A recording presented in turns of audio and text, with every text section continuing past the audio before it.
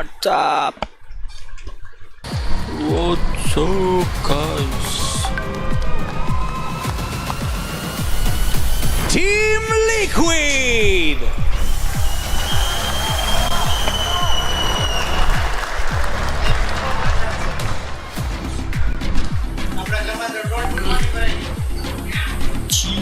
Reject!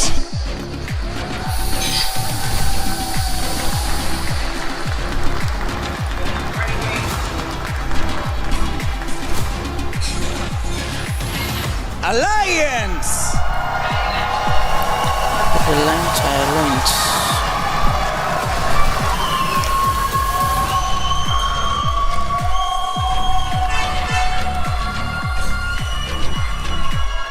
Ninjas in Pajamas, E-Star!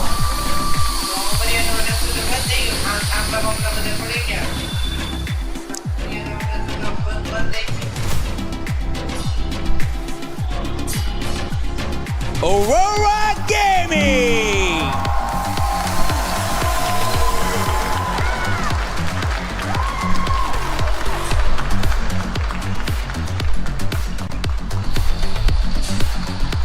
Sentinels! Sentinel.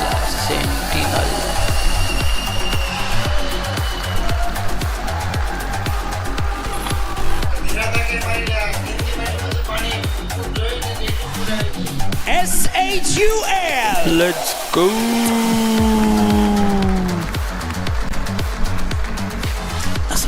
Settle. क्या बात है. TLN Pirates! क्या बात है.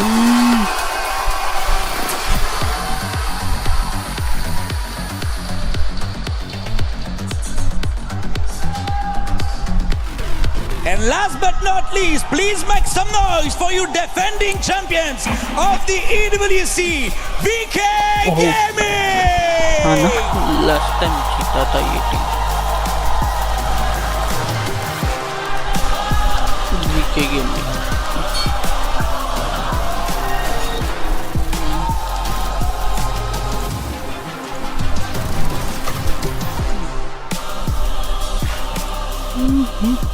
The Kings return to defend their crown. It's one thing to become champion, and it's another to stay champion. In the Gadia City Grid, there are no guarantees, but VK Gaming have earned the right to fight for it again.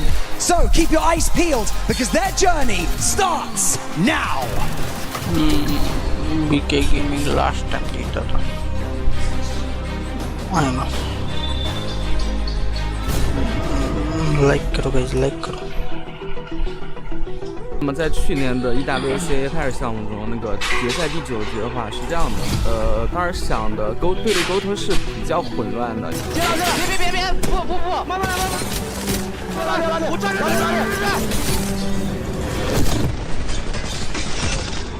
来，我抓了，这来。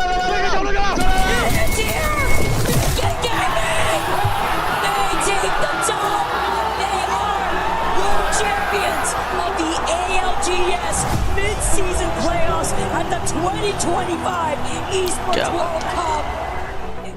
我们那时候太厉害了，这是我们应得的。 The switch is split. The iris is going to open and reveal all the teeth that's going to crush all of these teams. And finally, QQ, press that button and drop them all in.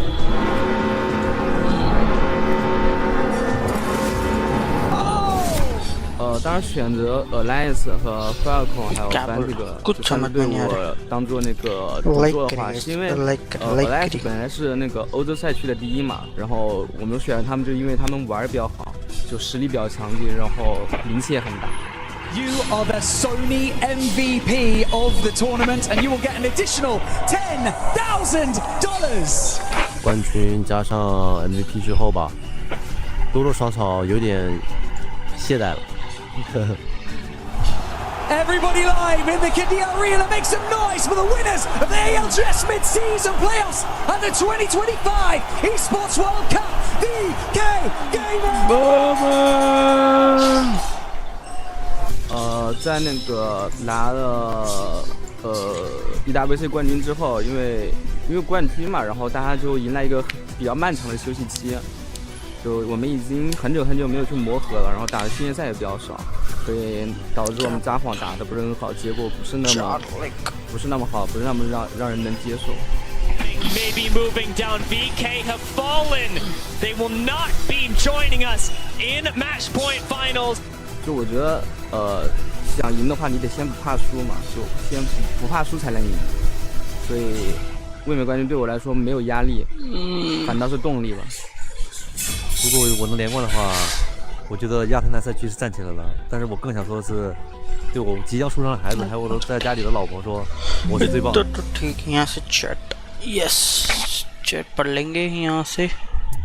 हाँ ये ठीक है. Welcome back, everybody, to the Apex Legends Global Series Split 1 playoffs at EWC 2026, where we get to be met with Group C and D with the returning winners of our previous EWC. It's Alliance, VKG, and a family on the way, Tiff. Welcome back, everybody. We're locked and loaded for some more Apex Legends. Yeah, that interview, it really hits hard when you start to think about it. Not only just that, congratulations once again to starting a family, taking that next step in your life. That's a really cool last year, right? You take a title at the mid-season playoffs in 2025, and you...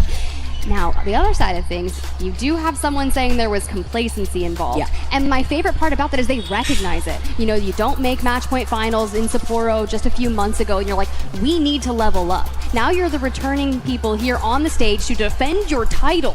This is the best way to make that comeback and show your family what you can do. You have to consider the slogan when it comes to EWC, Tiff. Nothing is given, everything is earned. And if you feel like you have fallen short, which when we know what VKG could do, exactly, they recognize that coming out of champs. Now this is the opportunity to take back what you have once tasted in the past here in Paris. Yeah, and I was being an absolute menace in media day yesterday, and I was talking to a lot of former champions, right? And I was like, is it easier for you to get that first win out of the way, or was it more difficult to defend a title? And every single person said defend the title, because the way things are changing, and it's making sure that you can adapt and stay consistent. And this is the perfect proving grounds to make that happen. We saw all the chaos that happened in A versus B, C versus D. When you've got Alliance, you have VKG in the mix. This is that proving ground. Sentinels, too. That's true. We literally just got dubs on dubs on dubs. That's our here. ALGS champs from Sapporo. And it's going to be exciting to see how they're going to be able to fare off against those who have been able to achieve that at EWC in seasons past. Now looking at our different legends who are ready to go, we have to also highlight the fact that we are once again starting our first 3 games on E-District, this time with Group C versus D and their POI draft, Tiff. Yeah, and this is what we want to talk about, because the majority of our circles in Groups A versus B did pull down. We had Draft Point, we had Humbert Labs, and we had a City Hall ending. So the teams that are in City Hall, Dogred. Alliance from Boardwalk with Team Liquid at Resort are going to have early prio should we go to the northwestern side of things. But if we do kind of hone down onto the southeast, I'm looking at Aurora, who has Humbert Labs, Zipline Mafia over in Old Town, and VKG, they're at Stadium. Now Falcons, they started off incredibly strong on E-District from Stadium earlier today, so there's very real possibility that we see success for them as well, and it's a similar pattern. The majority of our teams in this lobby prioed Stormpoint POIs up until Alliance. They're the ones that broke the mold. They picked an E-District POI first, knowing that they're getting Northpat on Stormpoint later, because who is contesting that? Yeah, for free, right? Like, literally, it's the aura. It's the aura that they exude when it comes to trying to contest Alliance, which is why they get Stormpoint free. They don't really have to worry about it. Further prioing their POI on E-District, which is going to be Boardwalk, as you already mentioned, some of our other highlighted teams. When it comes to settling into where these zone pools have been, right? We saw that Humbert Labs very early zone pool, as well as another southern zone over by Viaduct, but it's all about how a lot of these teams have been able to prio their side quests when it comes to getting information, figuring out where they're going to settle inside these next zones, especially considering the legend composition that we have. Yeah, it's going to be really interesting, right? And one of the teams that I had the chance to sit down and chat with just yesterday was Team Liquid, right? And they're a fun crew, and I feel like a lot of people would laugh at me when saying that, because like they're like, wait, what do you mean? You got Zero, you got Panic and Sykes. But honestly, the chemistry that they were exuding yesterday after their hero shots was, I was like, you know, I've got a good vibe about this team. I don't know what it is. Maybe this is the land. If you remember correctly, Vicky, Zero missed out on a match point finals just in the most recent land. It's crazy to even see that. Right? And then the fact that like you come out of our first experience in Riyadh for EWC, how stressed Zero looked written all over his face. Now you're talking to me about a different vibe, a different approach here with this player. You know, it was a little interesting, right? Now you got Panic over there on the right-hand side of things. I said he was 17. I'm sorry, guys. He is 19. He is not the youngest player here. That's actually going to be over on Team Nemesis with Sacred. Yes. But there's a lot of those young guns that are on the come-up. All of these new pickups. You've got Aku over there on the left side of Hackis. You know, he recently got placed on the Alliance once Effect went elsewhere, right? So that's kind of the things. We're all about proving ourselves here, which it goes right back to the EWC. Everything is earned. Exactly. And you know what's funny? Like, you're still baby, by the way. Like, when it comes to 1970, all right. But you know what? It's true, though. Because then you take a look at having that experience and how that carries over to mentality and how you're going to be able to start strong, everybody. We got a large crowd here in Paris. I know the crowd is rearing to go. We got some more Apex. Make some noise, ladies and gentlemen. I want to see you guys get hyped because these games are only going to get better. They just keep on going, and we're going back to E District to kick us off here from Group C versus D. Will a returning champion start off strong here, or maybe the 2025 champions Alliance answer back with an early firepower start? Getting situated too with our POI drop that we were already highlighting before. You talk about VKG as they land over by Stadium, very similar to Falcons, and a very different game plan here as VKG wanting to live up to what they know that they could achieve here, family on the way.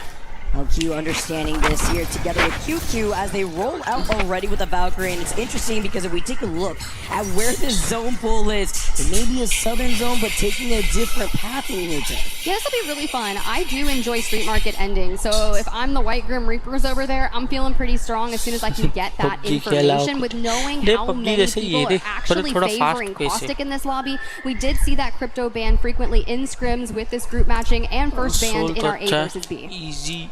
It's important to also talk about the fact that we have another 100% pick rate on crypto. I mean, I wasn't really expecting that too much of a kind of different outlier here. We're going to continue on with the trend.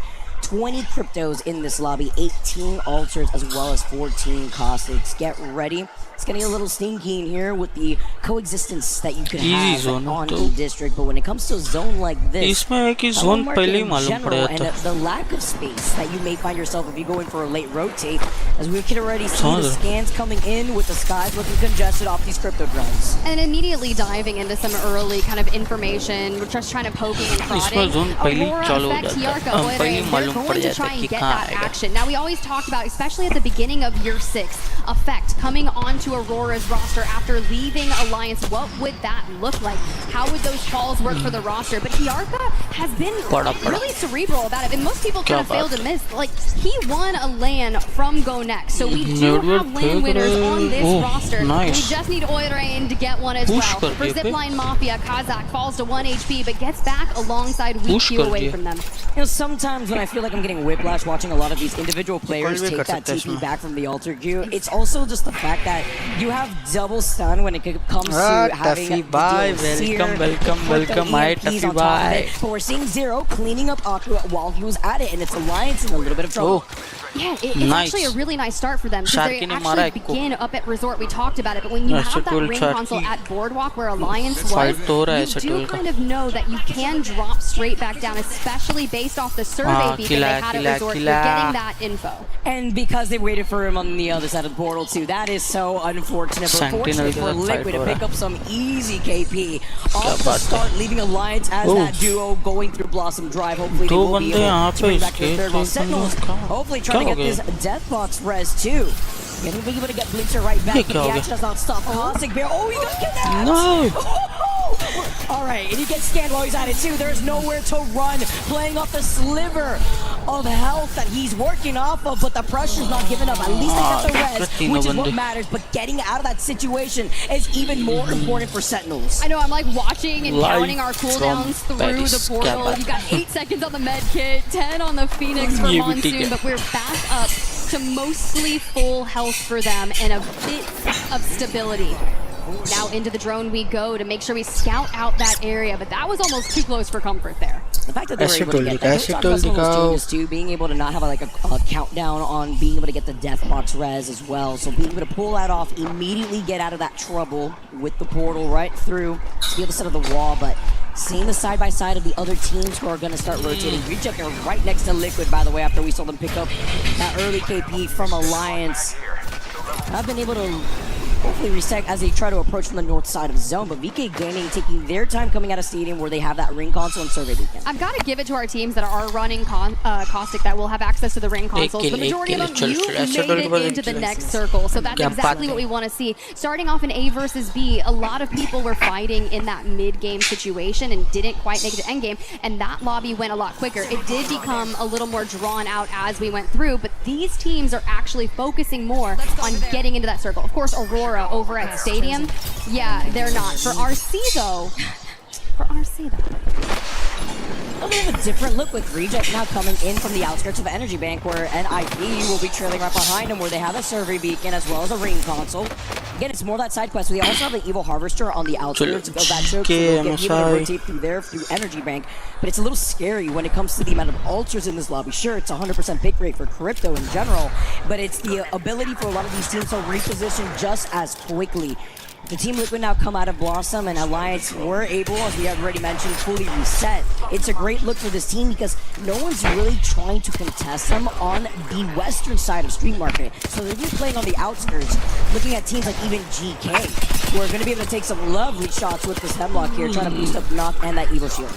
Yeah, it's been really exciting about that GK roster. Dropped, Keon, Knocked, and this is a great way to start things off. You're kind of all the way furthest south out of the teams. You do have Team Nemesis nearby, and as we kind of look at that free cam, you can see them just to the north ahead of that. You do have to make sure we're keeping tabs on that. Anytime Team Vision, as well as they kind of get closer to GK, make their presence known, they're guarding that ring console over there. So it leaves teams like Elite, who have found themselves dead center of circle, kinda up in that drone, just kind of keeping tabs. You see S8UL down there. Back to Team Liquid and Dinos though.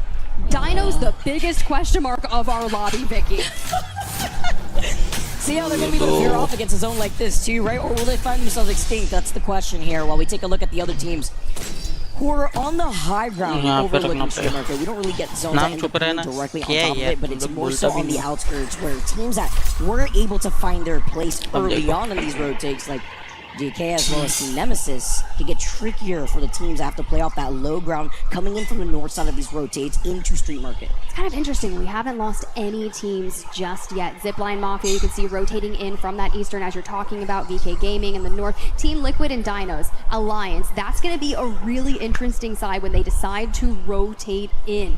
Now, the question is, do we keep carving a path and maybe enter on the eastern as you see Team Liquid basically chaining those portals together, but Dogred, the first team out of our lobby at the hands of Nemesis. And now Nemesis also looking right behind them with GK being right there. They're going to be able to clean up that KP just as quickly, and with round 2 closing in the next minute right now, they're going to be able to quickly reposition. I love the space that Nemesis are taking up. Being right behind them off of their own portal. They can't necessarily overextend because they know that Team Vision are neighboring right to their right. Also love to talk about the passive of the ultimate. They're going to be able to also scoop any extra mats they need, considering that they've been here in this building from the very beginning. As we keep tabs on Team Liquid, they're going to have to make sure that they gatekeep behind them. I'm sure they're already aware that someone is potentially going to follow them into this circle. But I love that we got to look at that southern side. Team Nemesis recognizing immediately, like, we clear this out, we have the potential to win this game as long as we can hold steady. But to Aurora, who notices south side is incredibly important, GK immediately portals back. We've got to get with the team, stand our ground. I was looking to see what was going on over there with Sentinels, now forced to play that out as a duo of Aurora now make their next move.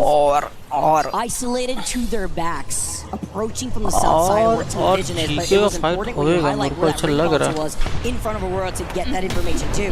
Talk about Dog here. But an insane nade. EMP is the nail in the coffin. Who's going to take apart this team as Nemesis try to contest? GK now move up. They wanted to get some of the action here while Sacred is farming thus far. Oh, here we go. We lost Knocked. Dropped is in drone, and here's Keon. We have to be tapped on Aurora, who are full sending the south side, and on the low ground they're forcing them down. All is gonna fall onto Keon here while we wait for Drop to join him. I love that we've got that angle for him. We don't have EMP, so it had been recently used, but an Arcstar should withstand just fine. Until Nemesis drops down and starts looking at GK as well. Sacred is here to get in the action. Hold on, you're mentioning this young gun legend, 17 years old, Sacred, has been farming as he claims another victim. Dropped is the next of all, as well as the rest of GK. Now Aurora moving up to get into position, finding that one lone member of Team Nemesis, but it's fine. They have the TP from the altar who'll get back together with the rest of Team Nemesis, but collecting KP this early, Tiff, is important to set up this momentum on E-District. And they're standing that area. They're making sure if someone tries to make a threat to it, we're dealing with it. And using Sacred on the altar to do that is just what needs to be done. For Alliance, we are on a different side of things. We're just north of Team Nemesis, and now Dinos who are rotating in, you have to make sure that you keep tabs. White Grim Reapers, that's who they get the initial knock and pull on, and we haven't fully been able to stabilize because we have multiple teams trying to push in on this fight. Essentially evicting them, right? And now they're forced to go over to that north side. Crazy clip, by the way. We're currently seeing now. Blood in the water. He's hungry. Hearing the crypto drones, great tracking, destroying it before it gets any information onto the rest of his team right behind his back. You talk about Dino too already. Jake, they turned around. They were like, all right, let's nope. go. We're good. And I called them the biggest question mark in our lobby because you go back to the ALGS Split 1, right? They had some of the most impactful performances, and they're one of the newer teams in general. And as you take a look at Team Liquid, they're going to face off against Dinos. Let's jump into a listening with Team Liquid.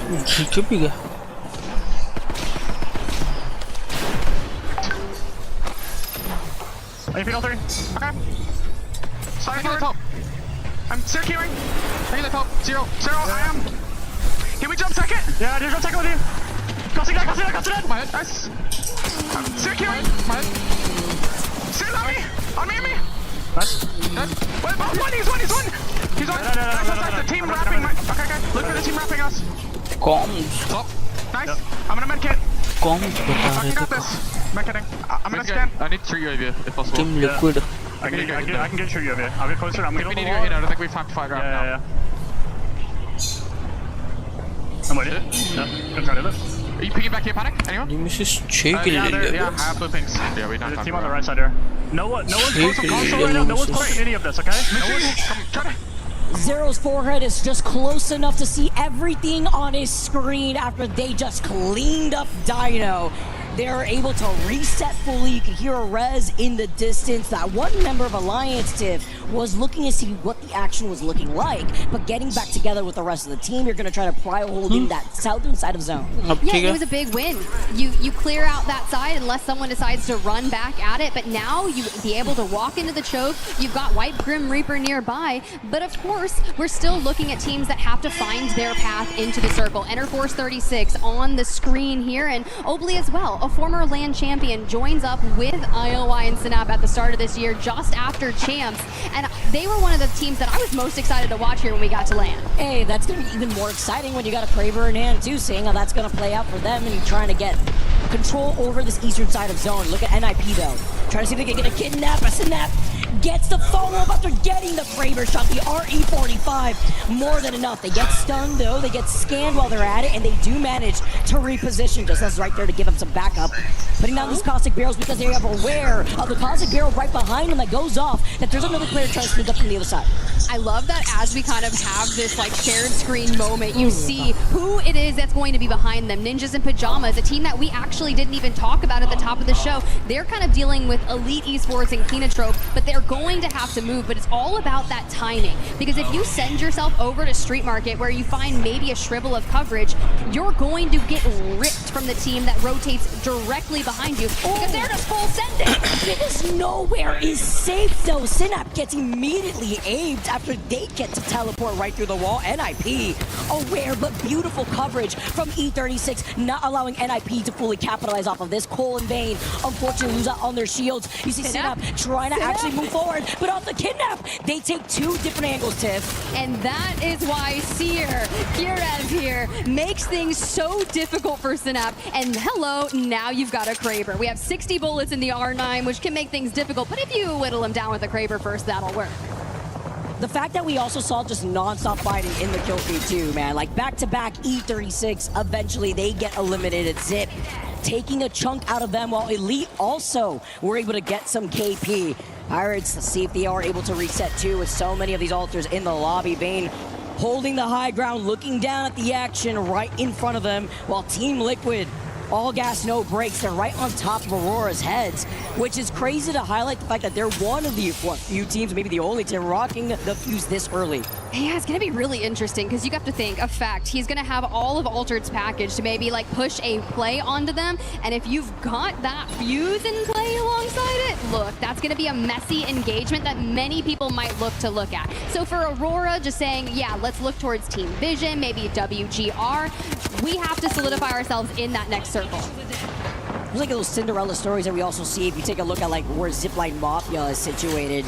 Safely on the northern side of zone, almost playing neighbors to Team Liquid with a bit of a gap through that bridge, but Elite, their next plan with S8UL playing right next to them, and IP too, just trying to actually dive in on them. But this is going to be the bloodbath that you can expect when the zone starts closing into. You've got NIP that's out there throwing seer attacks towards them. S8UL is going to move in on this. We had the drone destroyed from Kinda, and now this is exactly what happened. Short, you get the knock onto a Legacy. The trade comes in and immediately Kinda falls. So it's all about holding steady as Light joins them. NIP, who full sends the third party, likely to wipe both of those rosters. Served on a silver platter. Thank you very much. We're all eating when you come down on the altar. TP through the roof. NIP now playing up the low ground though. Vayne looking to give them some suppressed fire. That's a one member, by the way, of Zipline Mafia, who wanted to harass them. This starts off the fight though between NIP, RRQ. This is insane. The caustic gas traps though, putting them in the Dutch oven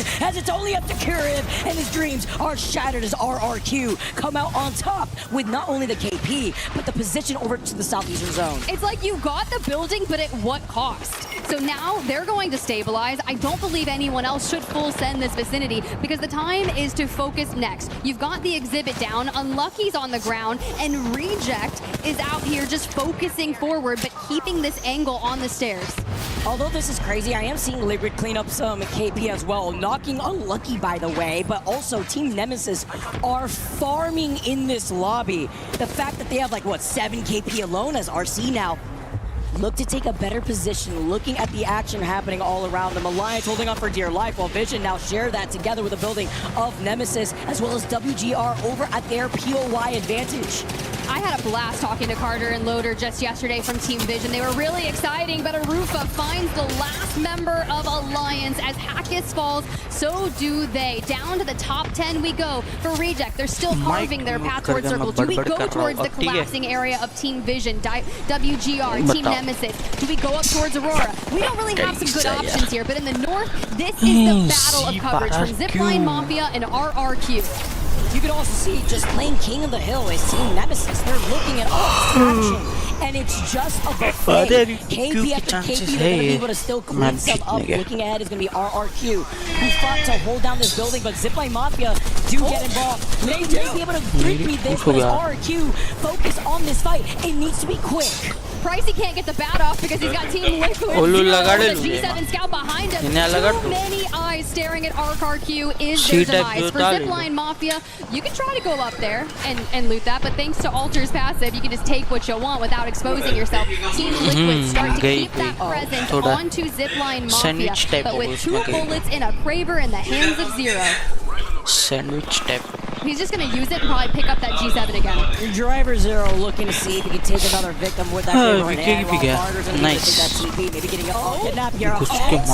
Looking to clean up on aisle 3 as Nemesis do eventually get eliminated, but it was a great run for them. I think they just stayed at 7 KP, but finding yourselves in the top 7. Now as Roar want to keep this rolling, trying to isolate the rest of the teams over to the south side because Sentinels are another one of those teams as well as Reject, but Zipline Mafia having that stand-up versus Liquid. And the Sentinels end up pushing up and maybe catching Liquid. VK Gaming fell as well. And back to the G7 Scout we go. He had 2 bullets left in the Kraber, took a knock onto Reject with one of them, and he's been trying to cross ever since. 10 kills for Team Liquid so far in game number 1. And you know what? They're full sending some more. They want to get closer to Reject, closer to Team Vision, Sentinels, and Aurora. And Zipline Mafia could just stay in the north and be patient.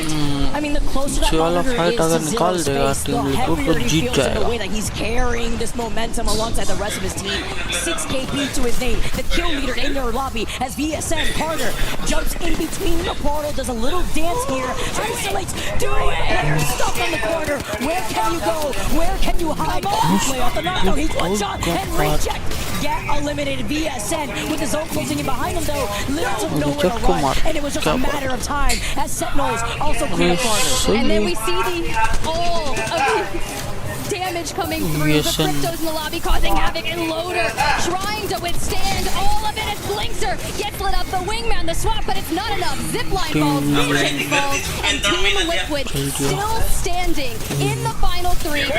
Sentinels before being completely demolished. And with the final 2 squads, it's just a matter of time as Aurora clean up Sentinels and clean up game number 1.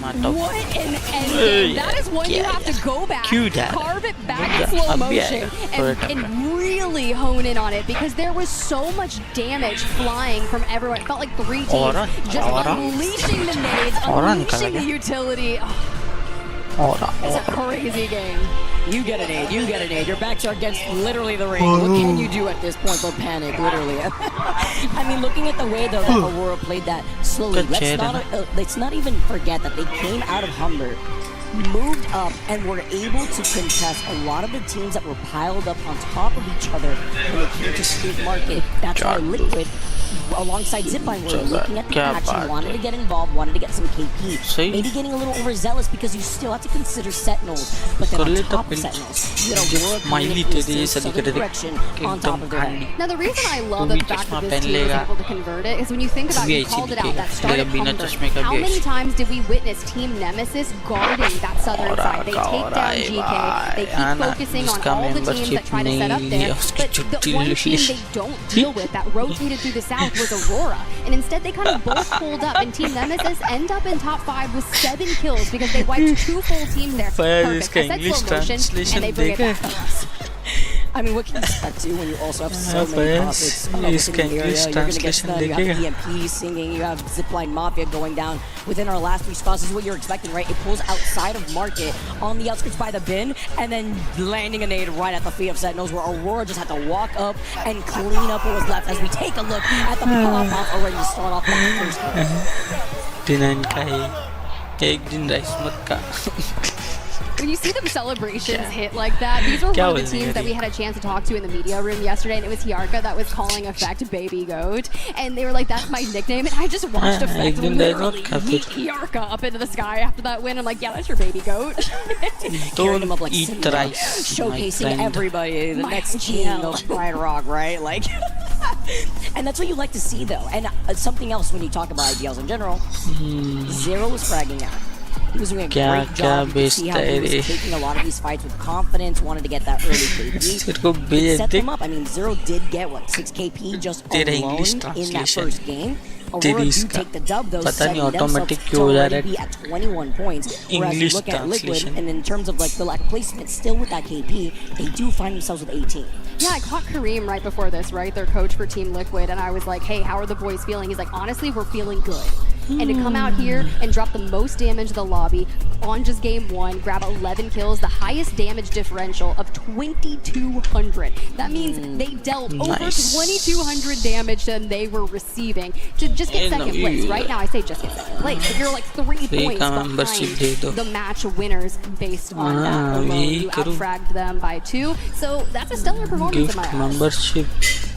I didn't consider too what was going on with the Lions, right? The way that they were taken apart in the middle of that rotate, playing split up, and I think that adds into the chaos of with the amount of teams that have the TP set up in the Nexus, just allowing these teams to reset and then catching some of the members of Alliance too in the way that they want to rotate hard, because there's a lot of GG spots, especially over by market, to a lot of low to high ground is buried, and how they could try to reposition themselves and the amount of kidnaps that we saw today. You talk about Alliance, but a lot of their difficulties was at the hands of Team Liquid. Team Liquid left Resort incredibly quick. They pop the survey beacon, they drop down onto Alliance, they get an early kill on that, and Alliance has to leave Boardwalk and go reset. So it was a journey for them throughout the entirety. As we look back at these highlights, some early fights from Team Liquid were so cohesive.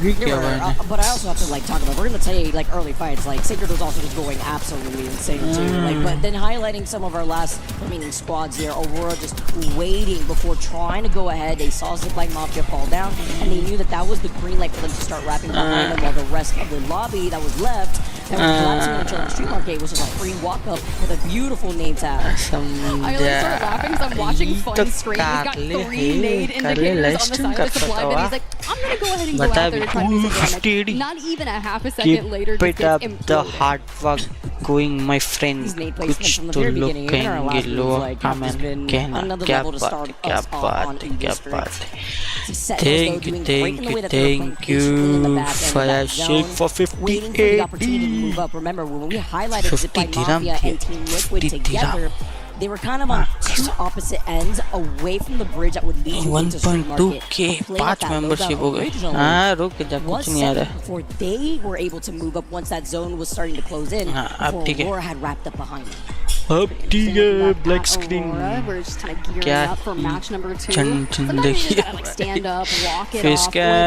That's one of the biggest conversations, you know. Historically, we've been on Aurora before that Fire Beavers. I mean, they've been contenders for lands, right? We've seen land wins that we've talked about it, but Effect grabs one. Yarka gets one.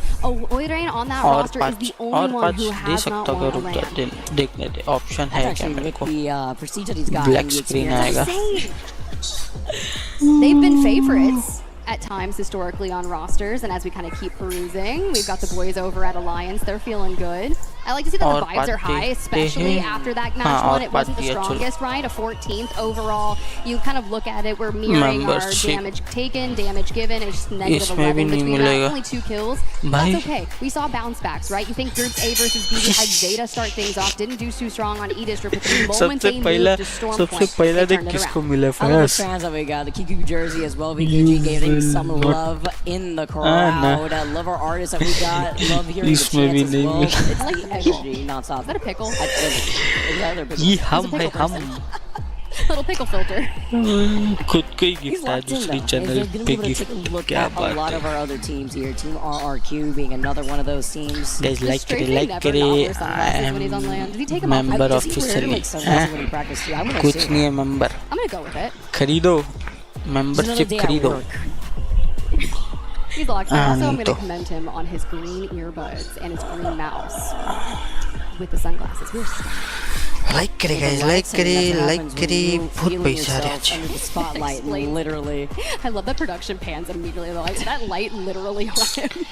पैसे खर्चे and how they were able to do, right? Going into this first game, trying to find that ramp up नहीं well for Team RRQ. कुछ नहीं लिया. 5 KP after that first game alone. Like, it's not bad. वरना मैं यहाँ पे आता You think back to when Strafing and Easy Flash had a really powerful performance on a LAN. A lot of that, to see them kind of back playing together, knowing that Easy Flash has the potential for those bragging moments, and to see Pricey on that roster as well, being a lot of like the cerebralness. I think it's a fun one. 5 membership gift कर सकते हो. As long as he's going to be able to give them the camera when he was on the crypto beforehand, we're not going to see that anymore. So crypto's going to get banned before we dive into game number 1. But he only was able to pick up like what, 2 assists, kind of letting the rest of the team know where everybody is situated. Get ready for game number 2 once again, everybody. Thank you so much for your patience. It is going to be once again that's a big highlight because we will be transitioning into Stormpoint for games 4 through 6. Well, let's go ahead. You mentioned Team Nemesis, so let's check on them real quick before we jump into match number 2. You outlined Sacred. Now, I watched a 42-minute interview of Sacred's first interview ever. And he said a lot of really cool things. He was just talking about how he wanted to get into gaming ever since 2019, that pre-COVID era. And he's like, I really watched a lot of these players like Alex. I kind of admired them. And to kind of get those nerves, you know, he actually played in the Open, but this is like his first major tournament, and he's the youngest player here on our stage. Paired alongside Alvin Skittles. And Skittles, you think about his history, right? He played on Optic. He's had chances to contend for titles, and he's been a really powerful performance. And a lot of people talk about Mac's comeback. I don't want to talk about it yet. We'll talk about that later in the week. Because, you know, former dynasty as well. Yep, exactly. You talk about all the experience that we're seeing from so many other players. It kind of speaks for itself when you also highlight that newfound talent, Sacred also being able to make a name for themselves within the Open. Maybe not to the same degree that we saw in our previous group when we highlighted floating, but it's still there, especially when you're such a young player and you're looking to pave your own path alongside two veteran players. What it does go to show you is it says, hey, these are my skills, and when you're looking to join a team for year 6, which he talked about in the interview, he's like, I chose this group because I thought they had the highest ceiling at that time for me. And I think that's going to be really impressive when you come through here and you're already defending yourself in match number 1. It was a top 5 performance, but they were doing so well, keeping teams out of that south side area. Can they do it again though, Vicky? Finds out here soon, Tiff, because it depends on what the zones are going to be pulling, right? We saw what happened to WGR when we saw a zone pulling towards the outskirts of the fence line of member 10 में से 5 जन तो आएंगे life वो भी नहीं है tower in the back, and you can hear those dropships taking off. Game number 2 now on E-District as we get set up and we get to see where that zone is at. वहाँ point देखते हैं settle कहाँ पे है और 21 point ली गई And as I look at our legend selection, it's like, what is going to happen? We lost out on Crypto, which we really expected. For match number 2, that's where things start to get interesting. It's like, will it follow the exact pattern, or will we see something different? Back in our most recent scrim set, I believe we lost out, was it potentially Alter? On game number 2, it was. Instead, it's a tie with 17 each, Watson and Seer. Center में ही हो रहा हूँ क्या बात है? Down to which of these teams will be coming out on top, especially looking at those compositions.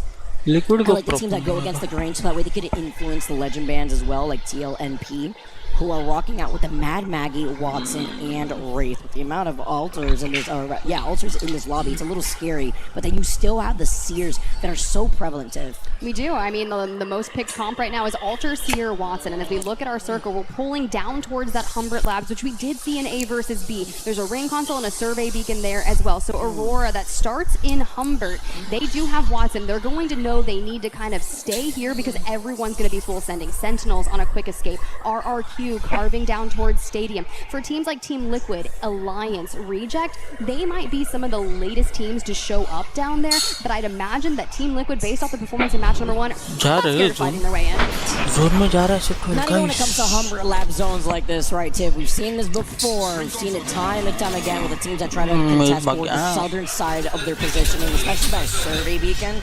Zipline Mafia, Team Vision being one of those, but Sentinels, who over on the northern side of Humbert Labs were able to rotate so quickly. I mean, their POI being over by Uptown already, going inside the northern side of Humbert, where this is Aurora's designated POI, have been able to take control over the bottom side of the southern building of Humbert Labs, alongside Team Nemesis 2, who have also gone for the quick rotate. Well, that's immediately what we saw in match number 1, just on a different side of things. Will we see some early engagements, or are you going to stand your ground and say, hey, we'll just wave the white flag for now? But you do have Nate, Zidon, and Kiner here on the right-hand side. High ground, calling some people out. The hemlock with the breach charge, absolutely nasty. तेरे पास जिधर charger उधर network नहीं है क्या? This early? I mean, we'll take that any day. Here. We absolutely take those. CLNP being one of the teams that kind of go against the grain when it comes to their current composition. We highlighted them earlier. Phoenix, Mad Maggie, Watson, and Wraith. Once again, when you have so many of the Alter, Seers, and Watson. And that's kind of what happens if you're going to see the influx of Watson with no more crypto in the lobby. You don't have to worry about all your hard work looking like the Coliseum defenses getting deleted. But you do have to worry about this if you're a DJ, right? You're settled inside this building, hiding behind your own friendly Watson fences. You see the riot drill from the other side, and now Dino are just going to sit next. कहाँ है यार? I love that they're going to say they're sit nice, but I want to keep tabs on that ring console just above because people are going to want to play for the third information and know which side do we want to commit to because so many teams have already moved on to that southeastern side. If we pop back towards like draft point or something, it would be wicked, but we've seen some of the craziest pulls before. I mentioned Team Liquid early on and they get to the rooftop of this building and they're essentially chasing down Alliance. Oh, that's similar to match one. Can't catch a break out here, right? But that's kind of what happens when you know that this was their prio POI. They try to take that advantage away from them. Sure, you could try to walk away with that if you're going to be landing North Pad and Storm Point shortly, but Liquid wanted to fight them for the information because there's a ring console, an Evo Harvester on that side of Alliance's POI, and if you take a look at the zone, it actually benefits the way that Team Liquid want to approach this because then they can take their time coming out of Neon Square before going on a side quest and then maybe rotate to drop point once they get that next ring console info. Good free cam to kind of iron out those sites. You got Zero still going up to the side. Maybe a rotate is going to be possible. Honestly, go to Street Market. Grab even more information. Get the survey beacon there and then decide, do we go towards WGR and Elite? Do we focus on Alliance who are also evacing? For TLNP on our screens, you know, we also have some differences here. We found ourselves in an interesting situation. This is actually really smart of Alliance. They're actually getting ahead, knowing that Team Liquid wants to get that survey, as you mentioned, Tip, over by Street Market, and they want to get aggressive, maybe a little bit of revenge while they're at it, because they know that they already have the survey beacon over by Neon Square. They see Team Liquid going in for a quick rotate, and they could isolate this fight. We'll see who comes out on top if they end up skirmishing while we take a look at Neo, too. Who are trying to take control over this bridge side, Elite being on the other side, but so many other teams have found themselves in the southern side of Humbert Labs. But I am expecting Alliance to continue to try to cut off Team Liquid because they're looking to circle keep them, which would force Liquid to rotate them by the side. We're going all the way down here to grab the survey beacon. We just gotta make sure we have that information at shipyard before moving in, but too many teams have put themselves on the south side. S8UL. Have been a more zone-oriented team. I got to speak to them for a bit on Media Day, and honestly, it was really good just to touch base with Sharky. We don't get to talk to a lot of our players the mid-season, especially unless you kind of like reach out. And for a man who doesn't really use social media, things can be difficult. Enter Force 36, you know, not the strongest match number one here in the second set of the day, but that's okay. We're sitting on top of S8UL, and we're going to kind of keep checking ourselves as Sharky on the seer down below connects. The Nemesis in hand too. Can we talk about that weapon, by the way? Actually so scary here too, but you combine that together with not only getting the information that you get with the seer attack, but also just being able to slowdown comes in clutch. When you take a look at the zone pool going on the outskirts of Humbert, those are very similar to what we had seen in our previous groups, Tiff, but a majority of these teams have been able to kind of congest that southern side. They really have, and that's what you get when you have that third ring information. If you're playing Watson, you're trying to rotate based off that. Dinos, they've got the ring console just ahead of them where Ninjas and Pajamas are rotating in. I see Hackus on the ground as the White Red Reapers Neo move in. Look for the finishing touches if they can. Alliance, a bit of a slower start, but I'd imagine they're banking on really making the most of their points for the series out on the Storm Point. We see one explosive game on E-District to kind of post. Can't catch a break. I mean, the fact that Alliance has to keep getting caught like this. Grim Reaper themselves kind of living up to that name. While Dog having a very lackluster game number one, have settled themselves with their composition underneath a lot of the action that you can expect. Looking how Team Liquid 2 are going to make this rotate, because we talked about them forcibly going through Viaduct. They have no issue getting that info, but they will be able to note from the Survey Beacon Shipyard Arcade the other teams that will be rotating from the northern west side of zone, which would be WGR. They should have a relatively easy passage, not the same that Ninjas and Pajamas has experienced. If you saw the kill feed, Dinos actually took down 2 members of Ninjas and Pajamas, forced the last one scurrying to hit a reset, and now Dinos are dropping down towards where VK Gaming has positioned themselves. Team Liquid have been on a bit of a journey since they left their home at Resort and have found themselves out on the western side, just outside of the next circle. And this is where like you kind of choose your own adventure type of reading, right? Do we full send Elite Esports, or do we make sure that no one comes down on us from the north? I think playing it where you're making sure that your back is safe would be the option. Because I mean, like with the amount of ultras that we have, right? You at least have that TP to reset very quickly. Sure, you could trail behind Elite, but you could easily assume Elite's doing the same thing. You know where WGR because you already scanned that survey in Shipyard Arcade. And now RRQ, being one of the teams to try to control that northern building that we saw Gaming Gladiators in our last group hold this instead, Ricey. Having the long bullets, all you need, he gets a 60 and the break. He's got the zip to hold on to it for now. Nothing to overextend when you have rejects in the area as well as VKG that are just waiting to walk up for free. And the big thing is that E-District, when you still have Alter in play, all the different levels that we're experiencing, it's so difficult because you never know if someone's going to try to pop up behind you or kidnap you. Elite Esports, they did already expend their exhibit on the most recent fight that they're disengaging from to focus on saving up those resources for endgame. Henchman at least does have the Jenny in pocket to drop should they decide to fight something else. Just the fact that we're seeing like these raw picks in the feed and then the resets come through anyways. There's still 20 squads left as round 2 is starting to close now. Team Liquid, full purple. It's the Hemlock in the hands of Zero and the pings on top of it, noting the teams that will be rotating. You mentioned Alliance looking to get that reset now are going to take their time to come at a draft point where there is that survey beacon. Liquid not trying to get overzealous since they do have that TP behind them too. We did just lose our first team. Ninjas in Pajamas does not get the reset. Dinos had done enough and sent them packing. So for now, as we see where that third circle is, we've got to get there. KNC on the screen. You can see Dinos just ahead of them. Kenotrope, do they run into Alliance on this? Are they going to get held out by Dinos? Because Dinos have so much space in the north, and they're basically sitting on the survey beacon and the ring console. Denying that from the other teams. That's why they're playing so split. It's very smart of them, and that's why they've been able to pick up some KP while they're at it.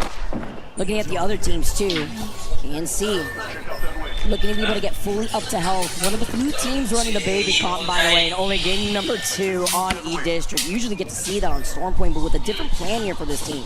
You can get away with it, right? Because you're not going to have any of these banned, and you can focus on those late game reaches. I say, hey, are you going to run into Alliance? Are you going to run into Dinos? No, we're Val bolting out of here. And the worst part about this is there's still 19 squads left in the lobby, so you're going to have to kind of slam down in a bit of an extended outside that circle space.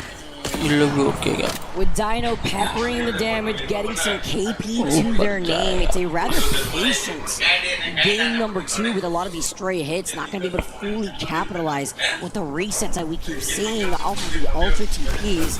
And now you can see it from the other side, right? CLNP noting that, and as they try to creep up, find another team, it's GK who's right in front of them, and they're about to get stuck in a sandwich between Pirates and Team Liquid. Well, our French roster on the screen here. We don't want a sandwich. We want to see what they're going to be able to do. Do they take the fight to GK? Do they immediately move? No, we're portaling on to Team Liquid, who are already weakened, trying to see, can we take down Zero? No, Sykes dipped out. Zero says, okay, we're going to stall this push. Zidane, though, now with a rock recover, focuses on getting those shield cells back up. No, we get caught in a seer attack as we try to disengage, and Kiner falls. Makes my eyes water sometimes, too, when you're trying to engage in this fight. You're looking behind you with your eyes in 2 different directions like a chameleon, because Team Visions are also looking at GK. Pirates in trouble. Liquid trying to capitalize. Zero, though, falls low, and so does Panic. No. Where are we heading back? Oh, gotta take a TV. Wingman in the back for Panic from Zidane. And now Sykes is the last standing for this roster. He's gonna go ahead and make sure we get in this building, find him, they do it. TLN Pirates are out of the lobby, but do we have a reset? Because that riot drill is gonna burn from White Grim Reapers. They put the TV right on time because now the zone's closing in, so they couldn't really fully reset if they did want to take it back. Well, now the zone's closing in, that means Neo gets to move up. They get information, you can see the exhibit too.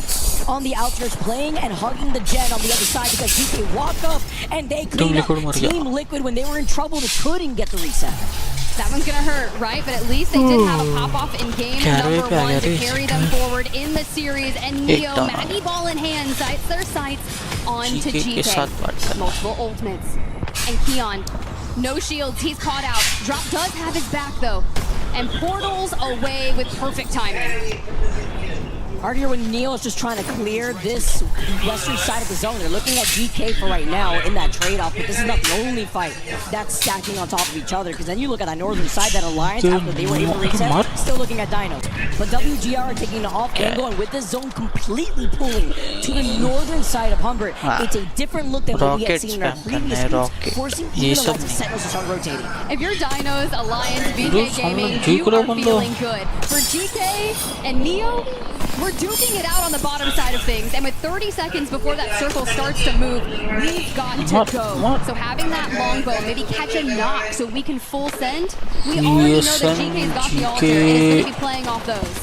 But here's Team Vision. Team Vision swoop around through that. Carter, Loader, Zach, want to get into the mix. They were able to do this too because they also have that insurance policy coming back to the TP here as GK also move forward. They're trying to force Team Vision to be in the middle so that way they can re-engage, especially with the zone closing in the next 3 seconds. You have to be so quiet over there. We get a shield swap. It's half dead, but it's better than nothing, and you've got a massive 1v1 over here. Both of you weaken the circle around on the doorway. Keep your eyes on Loader.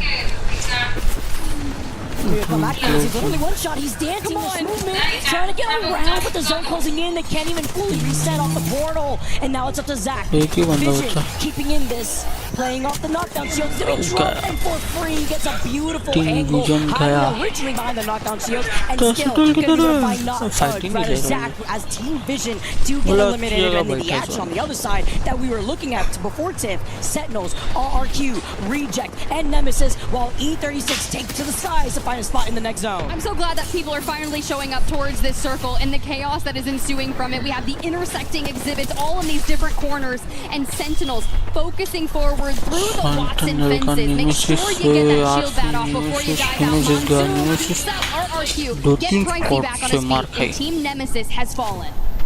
And WGR just cleaning this up, but can they do it for long? Because Dinos actually made Grief Alliance right now. The Venn diagram, the exhibit for exhibit, all the information trying to isolate this fight is exactly what WGR need to keep Alliance busy. But Alliance now fighting Dinos up here on the high ground. The TP's coming up like an elevator. Shoot, as Unlucky now swings J feature, literally fries him with the R9. Just a blue mag is all we need. Aki's needing some help, and Aku's literally one shot, but now it's only up to Unlucky, and as they go to the door, he tries to fence him. The fence! He fences him! Fence! Chaos is like, all right, I'm gonna take this slow too. Nobody's really looking at them, and Aurora could show face, but this is gonna be the 1v1 cleanup as he beats it out with the res. Watson v Watson, kidnapping offensive and Unlucky, back to full, trying to get the med kit off, 8 seconds to go, and he's going to try and stick this res. Destroying the fence as we swing out. We get some damage on the Chaos. Someone shooting out from behind. Unlucky. Unlucky comes out to try to swing them, staying alive, but another team is trying to grief him with the nade through the window. And Dino's on the right, trying to stabilize. We don't stick the res. We're down to 2 solos. Sometimes it just be like that. That's what happens when Alliance wanted to cryo getting into the bus. At least they have cover. Even if the windows are broken, he gets the res and he gets a deathbox res on top of it all. You just hop on it in 7 seconds, and Hackis will be back in it. The stabilization from Alliance. Well done, Unlucky. With the zone closing in behind Alliance, who was breaching them. It could have been E36, it could have been SAUL, who are inside this next zone. VK Gaming, though, are in some trouble now, leaving it up to Queso, who's almost one shot. So is LQ, though. They're trying to move up. E36 now are going to clean that up while Dinos eventually get eliminated. Your match 1 winners, Aurora, also as well. For Enter Force 36 in the north, your biggest opponents are SAUL, who are in the building just ahead of you. You can see Jesco on the left side, taking angles through the doorways, keeping the pressure on E36. Looking around the world for exhibit on exhibit. The nade at his feet. Talk about the double stun, right? You get all the information for as long as you can. While SAUL do clean up E36. Ugly does go down. Wait, are also still getting more TP. And Alliance send SAUL? They move in just below them. It's crazy the stack up that we're currently seeing. The fact that Alliance Mr. Worldwide himself going from the northwestern side of the zone all the way down to the south of Humbert. over before finding themselves in this building. We don't have a gen though. Unlucky does not have an ultimate accelerator. He's 80% away from having that pylon, which will be detrimental. So we have to focus on the fences. VK Gaming do fall. So for now, it's S8UL and Alliance in this building. Enter Force 36 over towards their east, and to the top we go. And they wanted to try to contest them through the white spots and fences too, and getting the spear attack, but they're getting harassed. Some longbow shots. Henchman, the back-to-back are also Sharky takes a bite out of them, gets another knock onto Alliance. And you see the Alku Unlucky crawling back to Hatches. Like, can we get a reset? If Enter Force 36 catches wind of this, we're going to try to finish it out. There you go. Unlucky, Aku definitely both finished. It's a hack, it's a solo. Can he come out here? No, it's just a matter of time. Alliance get eliminated. Sharky with that nemesis that we talked about. They have 6 squads left as E36 get hit with a seer attack. It's all the information as S8UL are keeping their eyes on this team as a zone. Closing right behind their back because the team's collapsing on the southern side. Well, let's make the fight. Well, E36 are looking at S8UL. And through the window, all the nade indicators, S8UL starting to wrap together more kills. RRQ, dead center of circle. Here comes Elite. Coming into WGR have been just picking up so much of that KP, but looking on the other side, would it be enough is the question when you take a look at the way that E36 get eliminated to S8UL. Still finding more KP, 5 squads left. They leave their building, they sleep through, they see RRQ, and they wrap up behind Reject. RRQ, who's trying to dance around the outskirts of the zone. And we've got the pylon, and we're basically staying directly on this, preventing nades. You're behind RRQ. Can we get Legacy back up on his feet? We're going to have to crawl with him with that knockdown, because if we don't deal with RRQ, it could be too difficult. So lay down to the top 3 we go. With prices going down, that's unfortunate. Legacy too, the zone closing in behind them. They're feeling the pressure. Can they get the reset? WGR too. As Elite move up, RE45 is all they need. They are farming to 7 in hand, and Elite Esports are your game 2 winners. That RE45 just absolutely shredded through both of those teams as Elite Esports carved their path through that endgame. Congratulations. You see Kinda there in the center, stands up. We're celebrating with the coach. We're feeling good after that performance. Sure, you were farming at the very end there, but I have to call it out. WGR just went insane that game. I highlighted them before, the fact that they were able to clear so much of the teams out of Humbert. A cruise up to 15 KP on top of a second-place finish here for that team. Yeah, that was absolutely disgusting. Like, you are 100% right. White Crew Reaper's Neo grabbed 24 points, 15 kills, 5,000 damage. We were hyping up Team Liquid's damage differential and how much they were able to do. No, we're just improving on that. That was a really good performance for WGR. To hold that real quick. Nice. You think you can do that? Let me show you. Nice game, nice game. Especially with the way that Jexo was able to put in the pressure on the Seer together hand in hand. Nice game. On the Mad Maggie going against the grain just a little bit here, and then on top of that, they're one of the few teams that were rocking out with the Valkyrie. Let's not forget how we saw a lot of these teams trying to rotate safely into a zone like this. Sure, we've seen Humbert a few times. We've seen it pulled slightly to the east side of Humbert, like we saw in our previous groups. Sometimes it pulls over to the north side, and even then, it could pull sometimes towards Old Town as well. But calling it a little late and trying to clear up a lot of the teams, you know what the saving grace there was too?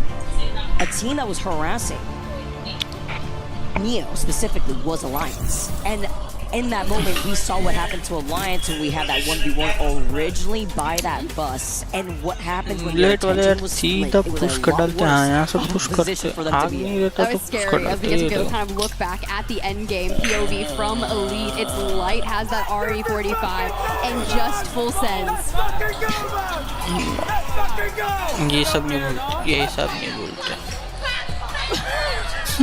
I'm telling you, we're just getting started. This is 3 stages, and we're already this hyped. It's gonna keep moving. You know what I'm really scared for is Survivor stage. So if you're at the bottom of groups already, this is the time to start stringing some stuff together. Don't wait till we get to Storm Point. Throw down a banger E-District if you can.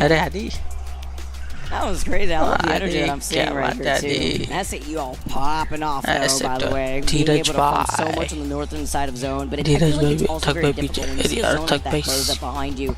there's like little to no cover to work with once you're forced outside these buildings. What are you going to work off of the fence line here? And you know, you have that middle area where you can try to get out of line of sight where the trees are planted. It's also very hard to try to clear up that space when you have other teams working off of the natural cover of the north side of Humbert Labs provides. Who did we say we were banning on this one?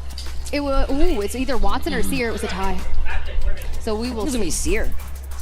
Seer going into this next game here. So you think back to scrims, right? It was Alter that we lost in map number 2. Seer typically gone in game number 3. Whatever it is, usually we didn't see a Watson ban until we were done with E-District. So keeping those pylons in check and making sure all these fences is going to lead to a ton of plays just like what you're seeing there. Watson v. Watson, dancing around fences. The amount of Watsons that you currently see too, and even early on when we had so much of the caustic, at least you won't have to worry about the double attack. Let me tell you, getting a little speed boost here too, you're gonna see a zooming Seer like he's on a go-kart himself. But we get to see the look of the highlight, and this is kind of what we were talking about before, right? When S8UL was forced to play off, look at the graveyard of death boxes right in front of them. They're playing off the truck line, they're playing off the fence line, but Elite did a really good move in trying to rotate behind them and gonna be able to clean up whatever is left of our lobby here. Game number 2, the fact that that was just the action of game 2 as well before we transition onto our last game on E-District is crazy. The best part about that push is you have like kind of the death ball, right? You all three are sticking together and you're just dealing so much damage in a short amount of time that even if S8UL does turn around, it's like, what are you going to do at that point? Because you were staring down the barrel of 3 players. And I see them, hi friends. I love how many people have showed out here for day 1 at EWC. It is such a good time. Well, everybody's getting set up and we are rearing to go, guys. Let's toss it to a quick commercial break, and when we come back, we got map number 3.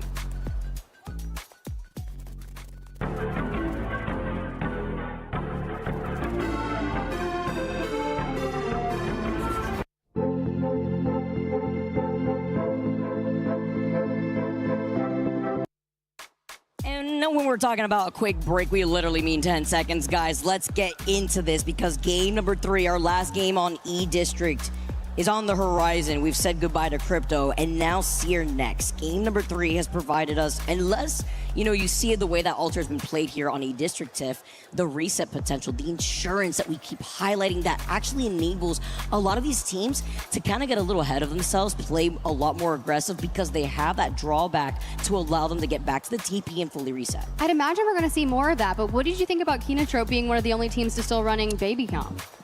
You know, when it comes to trying to influence these legend picks, which we've highlighted so many times before, as we get to see more of the fans. Mandy? Yeah! Wait, what do we got to keep going? Mandy, GOAT? GOAT. I agree. Mandy's an absolute GOAT. One of the best super subs, a great content creator. I think he's been doing a ton of IRL content lately, just traveling, living his best life. Well, that being able to highlight a lot of our other fans here, but seeing how they're going to be able to go into this, especially when you talk about, you know, Baby Comp coming into the mix on E-District, you're going to find where all these teams are situated with the Valkyrie perk too, right through the walls. Going against the grain to help influence these legend bands is important when you find these teams, as you mentioned earlier at the top of show, Tiff, prioring their POIs on storm points, which is going to matter depending on what this third game is going to provide to us on the next legend band. Well, it saved Zeta in game in A versus B, right? They didn't really have a good showing in E-District, and immediately they pop over to storm point and they win 2 games. So if that is where you want to know that you're going to get the majority of your points, then you place your bets on that. You get the POI that you feel the most comfortable with, and you grab those points and avoid the survival stage at all costs. It's a line here where we take a nice little look by. Talked about Dinos very early too, Tiff, how they were trying to clear that northern side originally. Getting in that, some of that KP, but it was even more important to see just the potential that a lot of these teams were just able to get these reses. Again, we're saying goodbye to Crypto and Seer.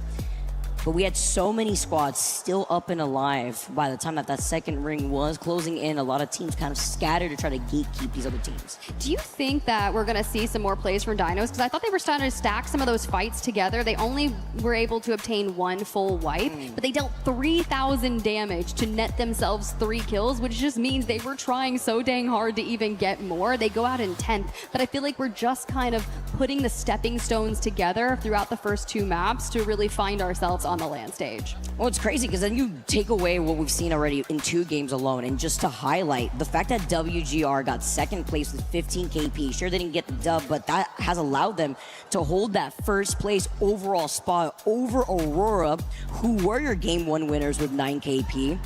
And that's important when you want to be able to set yourself up for the next map transition when it comes to going into Storm Point, right? So now we have our final game 3 on E District once again, guys. Let's get into this action. We talked about POI drafts before, Tiff. What that could benefit for some of these teams that do like to have that POI advantage. But WGR, after losing on the street market when we had that game over to that POI, came back swinging in that game too. Hey, you love to see it. And as we gear up for our final map on E District, we lose out on Crypto, we lose out on Seer, and all the Watsons, the Mad Maggies, the Alters. This is going to be an action-packed game as we set our sights maybe towards the north as we start off here, the Elite Esports and map number 3.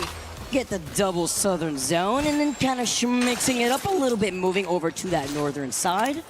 As we get to see a lot of these other teams, well, what do you know? Surprise, surprise. We got a City Hall zone and Dog Red.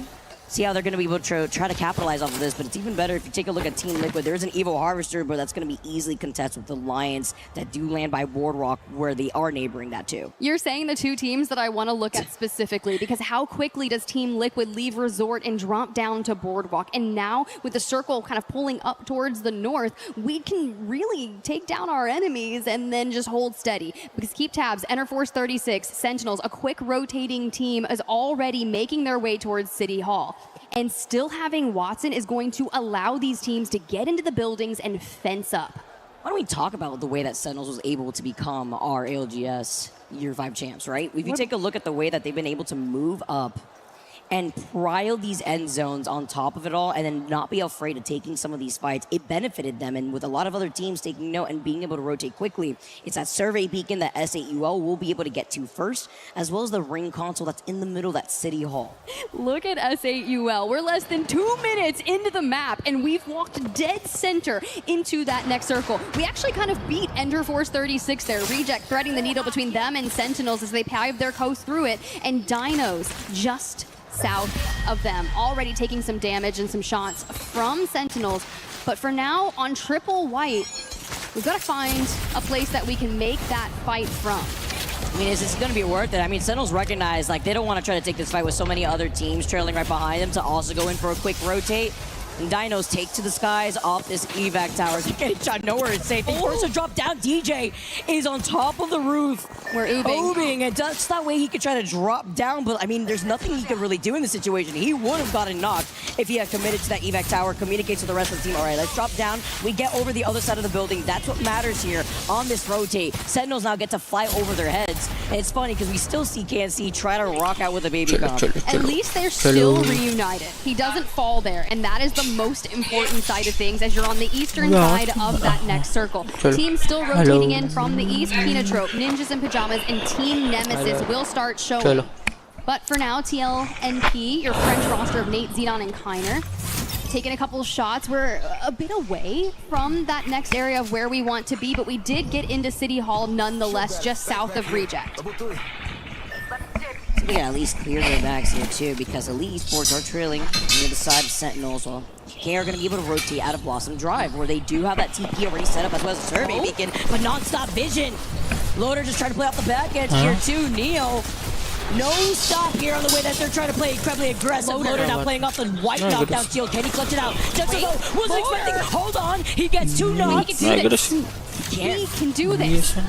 He's full up on his shields. He's going for the rest on the Zac. He's trying to bait it in. It's the Alter. White Grim Reaper's Neo, the Arc Star to even push him farther off, but there goes the portal from behind. We don't find him there, it's Loader. He wipes WGR Neo. Your winners of match number 2 are the first out of here. The outsmarting plays here off the portal to dive down, play off the head glitch, off the stairs, and playing Ring Around the Rosie to get the reset. The MVP Loader comes out on top, and Team Vision get to see another day. That was crazy. That was honestly crazy. We were talking to Zach Mazer yesterday. He had nothing but good things to say about his teammates. He's like, it has nothing to do with me. He's like, the duo of Loader and Carter are why we are doing so incredibly well. They work great, and to watch moments like that come to fruition after hearing conversations like that, it's just full circle. Against a team, by the way, that cleaned up so much KP in that previous game. Even if they didn't take that dub, it set them up in first place in the overall standings, and now they have no presence in this final game of E District before we go over onto Storm Point. A little bit of a cushion here. You're right. They were on a heater. They were on a heater, and they shut it down. It's great here because now Aurora with 22 points could easily try to overtake that, but it depends here as Sacred also having a strong start. Moving back with the rest of Team Nemesis, though. Dog now going to be able to play from inside this building while Sentinels hitting the ground with these Watson fences is going to be fun. Truly is. Truly is. Dogred, 4 points, 16th overall on our lobby. But they have moved in. Now I look to see what's around them. Alliance, Sentinels, Team Liquid in their north, Ninjas in Pajamas still there as well. And it's right. I called them the winners of match number 2 here. They actually got second, but they had 15 kills, and that's a win in my eyes. Dude, he had 41 bullets in the reserve, by the way, after clutching that. That was so beautiful. He said, thou should not pass. They hit him with the Gandalf? Yeah, he had to. He had to, living up to the name, man. Got to see how they're going to be able to do here as Sentinels not going to be able to give up this ground just yet. They're just going to be able to put in some extra poke pressure from afar, boost up those Evo shields. And then you even take a look at the way that Dinos are going to come out of Lotus where they have that ring console, VKG doing something very similar here. Aurora are within the vicinity of Galleria where they are going to side quest to get that ring console and server beacon themselves, and VK Gaming playing a little split will get that information once they see that the server beacon has been scanned too. Yeah, you got the pylon in the back pocket, and we are just moments away from determining where that next circle is going to pull. It does center up over City Hall, and we're about to find that here from VKG's POV. Reject, RRQ, Elite Esports, your true winners of match number 2, by the way, already setting themselves up for a nice end game. We have to add that, it is true. With the way that Elite's very quick on the rotate, right? And the way that they're positioned right in between a lot of the cluster of teams that have made their rotate, while Team Liquid now are going to be able to get the survey beacon, take their time over by Resort where they could take that jump tower as well before moving up. NIP being one of the teams waiting for them on the edge of the zone. You can see Pirates also just making sure that their backs are cleared as they wrap behind Reject. And force the set fight. Keep an eye on TL and Pirates, like you mentioned. That is actually really smooth. I'm curious if they're going to like kind of stand there and see, hey, does Kinotrope, do they rotate in up here as well as Zipline Mafia? Team Vision, though, after that fight that Loader clutches, we are going to be late towards this next circle, but that's okay because we can drop in Neon. We can grab any sorts of information there. We can carve over to Blossom, get even more, and then go straight in. Just know that Zach wants to give a big ol' hug over to Loader at the end of this game, no matter what. TLNP, though. Sidon sending off with the Hemlock thus far, just looking down at a lot of the action here. They're neighboring the Evil Harvester right to their left, trying to deny that from other teams here. While other teams like KNC also move up. We're highlighting Aurora earlier before too. And they've called in the evac tower while Kinotrope are trying to neighbor that behind them over to the choke that exits out of Energy Bank. So Aurora will be able to get ahead, and waiting for them on the other side of the edge of zone, it will be Team Vision. So they have to be careful because Kinotrope could easily pinch Aurora if they do not get into that next choke. Well, he upgrades the mag there on his energy weapon, and honestly, I'm not too worried about their rotations, knowing that they do have the Valk in play for them. We talked about Aurora. We're still gatekeeping the southern side, watching the back. You can see it effect there on Mad Maggie, just making sure if you decide to full send this, I've got the Maggie ball for that next engagement. Nice. Upgrade chosen. Talk about getting that perk level up. We are looking down the choke too. I'm glad that they were able to get here very quickly, because now on the other side of this rotate where the Evil Harvester was at that we saw, closer to Dinos, will be that pile up of Pirates versus Dinos. Aurora are trying to harass Team Vision. It's like, do you really want to harass Team Vision? There goes the portal. They get their sights set onto Carter. Immediately dive back. They're like, look, we've already gave up our element of surprise here. They know where our position is. And he's like, I have a 30-30. Could we go the more mid-range, or do we let the R9 rip? And let me tell you, the fact that Lure just comes out from getting a clean team fight win for the rest of Vision. He's ready to collect even more victims, but you have to be careful because waiting on the outskirts of the zone is Zipline Mafia, and Vision have noted this already, so that's why they're not trying to fully send it. Even though Aurora is holding that southern choke, Team Vision have to come up with a decision, and they do not want to get pinched with Zipline Mafia on the horizon as Team Liquid do lose out on Panic originally. I'm gonna be careful with that name, by the way. To his feet, they try to fully send it. And it's gonna be a little scary here as Zero goes all the way up on the elevator chute, and Alliance are looking to get involved. Yeah, I'm portaling out of there. Someone unleashes a Maggie ball inside my building, and it's just yeeting around, knocking me aside. Sykes joins them. Panic hopefully shortly behind, so we can stick this reset. Wow. Actually gonna be able to TP out of there and get the reset that you were mentioning, while Pirates do get eliminated. 18 squads left, round 2, closing in fully in the next 5 seconds, while Dino hold them to the high ground. BK Gaming taking another TP themselves, gonna be able to teleport over to the south side, sharing that building together with Dinos. Hearing that with Aurora still trying to harass Team Vision, by the way, but they do have some time if you're Team Vision with the fighting happening on the west side of the zone between GK as well as Zipline. They've got the roof of this building anchored down, fenced off on the zipline for now.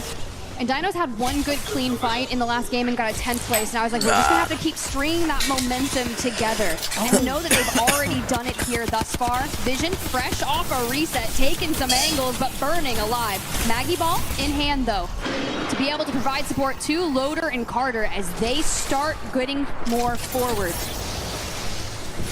Playing neighbor at the very least to Aurora, because finding the zone pulling towards the outskirts of the choke of where Aurora is holding, the action that they're hearing is the big pile-up reject, also kind of showing face. BK Gaming still versus Dino's Volcano Trope are trying to stay alive.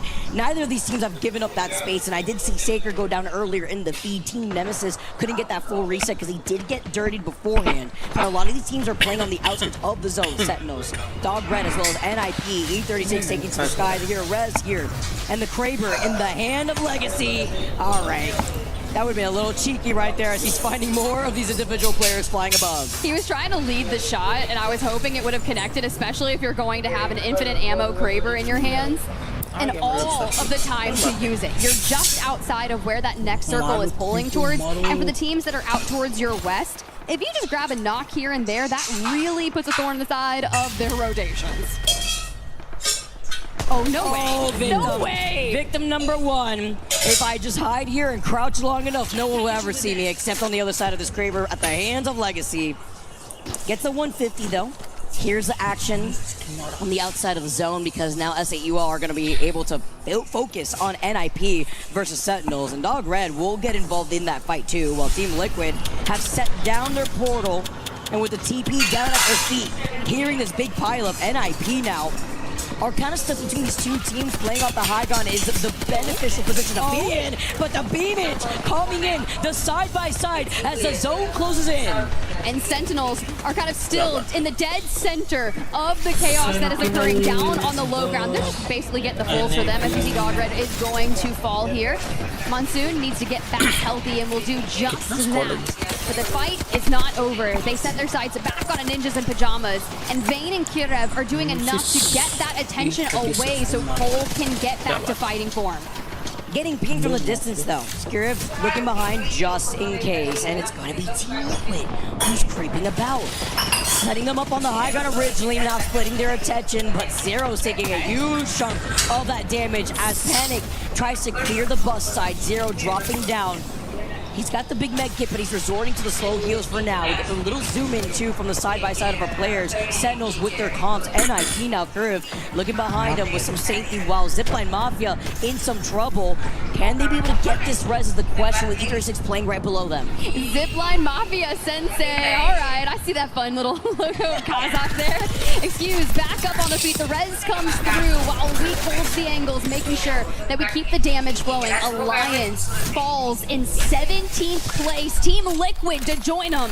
The fact that we also saw the turnaround from Cole to look at Zero and Sykes. Team Liquid get eliminated. The action has not stopped on top of this bridge where we originally saw Panic try to set up On the bus side, Zipline Mafia now looking ahead while E36 to TP to engage onto Elite.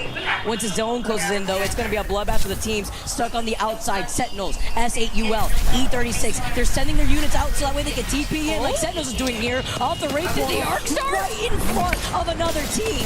Sharky right behind him, almost takes him down. Lets him go with just 5 HP. He survives. And the damage isn't done as Monsoon drops a riot drill. Maggie Ball in the back pocket. We're just trying to find a way into Elite.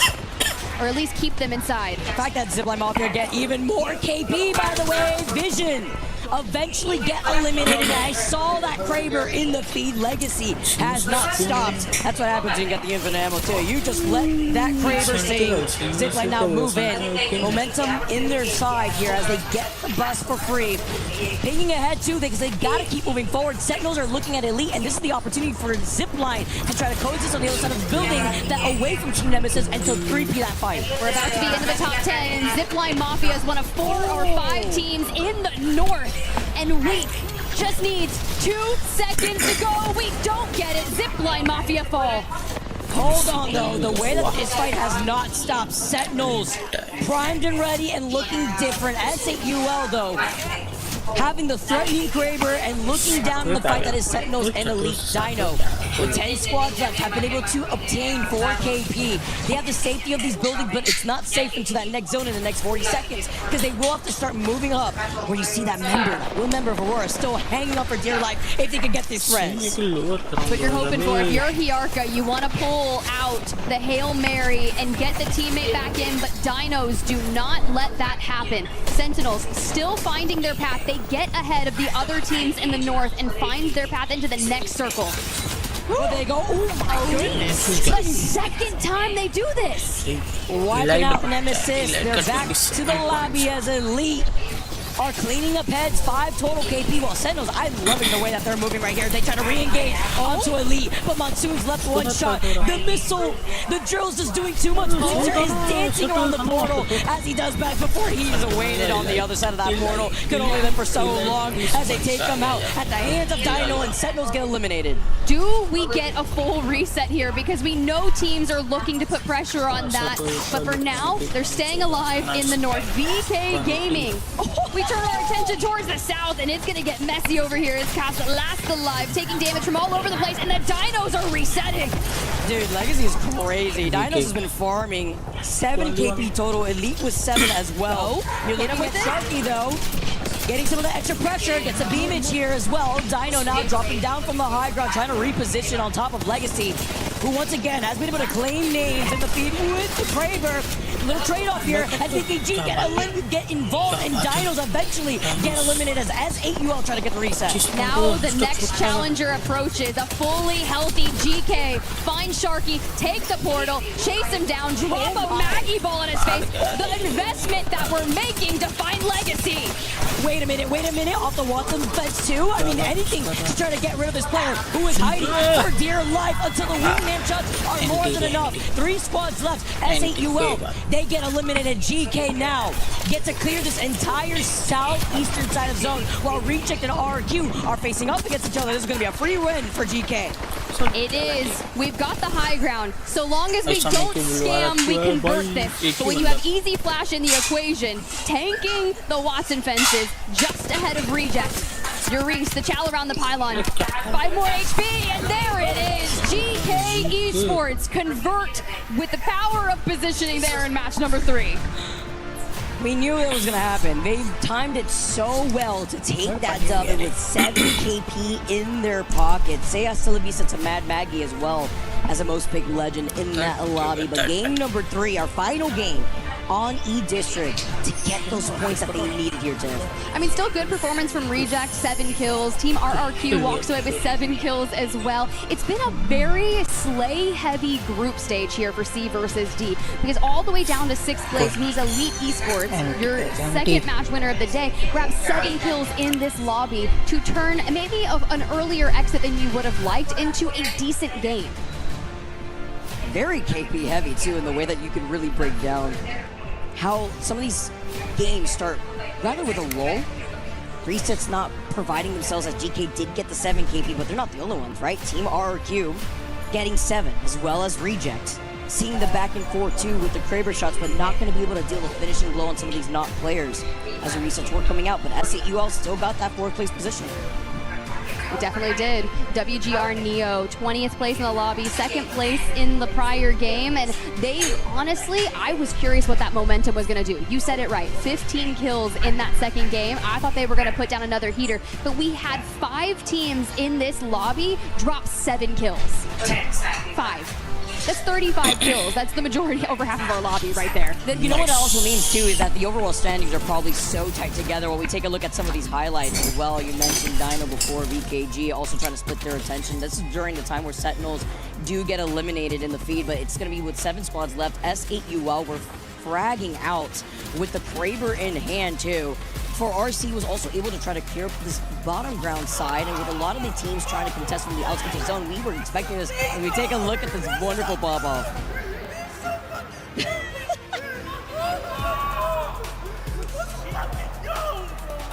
Confirmed he doesn't play with sunglasses. I just wanted to clarify that, guys. I also want to clarify the fact buff right here comes in hand with the way that their overall series is looking like. I mean, with RRQ sitting with 31 total points, it's been a great 3 games on E-District. I want to hear from more on the interview floor that we got with Sentinels. Listen guys, we wouldn't be doing the ALGS fans any justice without talking to our current reigning champions. I got Monsoon here joining me from Sentinels. My friend, we got to cast your mind back a little bit, right? We had a very different meta at Champs, but congratulations, obviously, competing out there and winning it. But to now, we've got this brand new meta. You've had Split 1 Pro League to go through, you've had regional finals to adapt to it. How is it for you guys in terms of play style? Do you feel like it suits you guys? Yeah, it's kind of difficult. It's half and half, thankfully, because of the legend bans. So we're mostly zone-oriented team, so we like to rotate fast, play central POIs. But the first 3 games on all the maps are just super go-go and aggressive with Crypto and Seer. So it's been a little bit of a learning shock, because obviously I would just like to play zone all 6 games. But we can't, so just trying to have better team cohesion and fighting power so that we can, win when we need. We're 3 games deep right now. E-District is done. How did they go for you? Obviously, started out strong with a 2nd place finish, but then it's kind of tapered off. What were the issues that you're running into? Oh man, the main issue was just zone pulls there, because game 2, we were in the 2 little buildings on the low ground where the zone actually ended on, and same thing for game 3. We were actually in those low ground, that north shop, and then we just over-rotated just a little bit, so fighting it on edge on these games with aggressive team comps is a little bit difficult, but yeah, it could have gone better for us, but we ended up putting 22 points up, so hopefully we have a stronger storm point. Nature of BR, you're at the mercy of the zone, unfortunately, aren't you? Now, finally, I just want to give you, I want you to provide us with a little bit of insight into your team, Blinks are fun. What's it like, playing alongside them? What do they bring into the table? How do you guys complement each other? And coming into EWC, what are you supremely confident about? Yeah, I mean, our zone calls and the way we play as a team are the best things about us, Blinkser is just like a young, fresh mind who's super mechanically gifted. He's really good at the game, so he kind of provides this new view of how to play aggressive in zone in the new metas, And Fun's my best buddy. We lived together before, we hung out all the time. So us two bringing that experience of the 6-7 years of Apex Legends competitive, really kind of stabilizes the team from, Blinkser's go, and then we're like, okay, let's play together, so, yeah. Monsoon, we're not super familiar with each other, but this might have been the smoothest and most genuinely fun interview I think I've ever done. I'm going to give you a spud for that. And then it just turned into the worst interview of my life. Okay, we're going to throw in a very quick ad break before we come back with some more ALGS Split 1 playoffs action. Play is in our DNA. Whenever we let it out, it becomes our superpower. Now imagine an entire city being built to supercharge it. Kadir City, powered by Play. So not only is Monsoon the world champion, the reigning world champion, but he also got to kiss Barney's hand. Okay, all right. I don't know if that's a good thing or a bad thing. We'll have to end up finding out. But so far, what the hell, Barney? You just got kissed by a champion. And then he said, worst interview ever. I don't think he actually what meant words? it. Sorry, I just needed to let that out.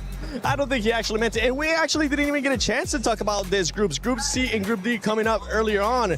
But honestly, from some of these performances, I'm looking at Team Liquid. Team Liquid has been putting up some good numbers as well. Is there anybody that's kind of pointing out to you, Snipedown? I mean, honestly, Panic. It was one of the recommendations I had. Sykes actually stayed at my house for one day after the last LAN, and I was talking to him because they were going through a little things with Flunk on the roster and trying to figure out what the best decision might be. And I was promoting Panic. I said Panic is one of those players that's been an absolute stud since he started coming into the league, and he's not really an up-and-comer anymore. He's definitely someone who has cemented his spot as one of the best fraggers in the league. I think he's a perfect fit for that roster. Just a little more character versatility out of him, and I think that team has a really strong point, and we've seen how Zero has bounced back after, teaming with Hal and it kind of being a little bit of a up and down since then, kind of weak, missed the last LAN. A lot of things went wrong. Now it seems like a lot of things are going right at the right moment heading into this EWC. How about you, Grace? Any teams that have been kind of standing out for you? I mean, the thing is that game number one, outside of Aurora winning it, I definitely felt that Liquid was taking over the game in general. Like in the beginning, I was like, okay, they're actually gonna drop 30 kills at this point because they were just steamrolling absolutely everyone. And it really goes to show that we saw, the scrims before this tournament started. We heard him pop off after they won, I think, back-to-back scrim games, and it's literally just, that's it, everybody can go home, we're just winning this whole thing. And that form, like you're talking about, that he used to have, that, that passion, that's a little cockiness. Yeah, a little cockiness, but you need to be confident in yourself to actually pull this off, and that was such a good thing to see. So if he can keep pulling that forward, that's even better. But overall, the stage has been great. Yeah, I mean, for Team Liquid right now, after 3 matches, 20 points, that's exactly, honestly, besides being towards the top, that's exactly where you want to be. And for you, Lace, I mean, for some of the squads, I know you want to talk about SAUL.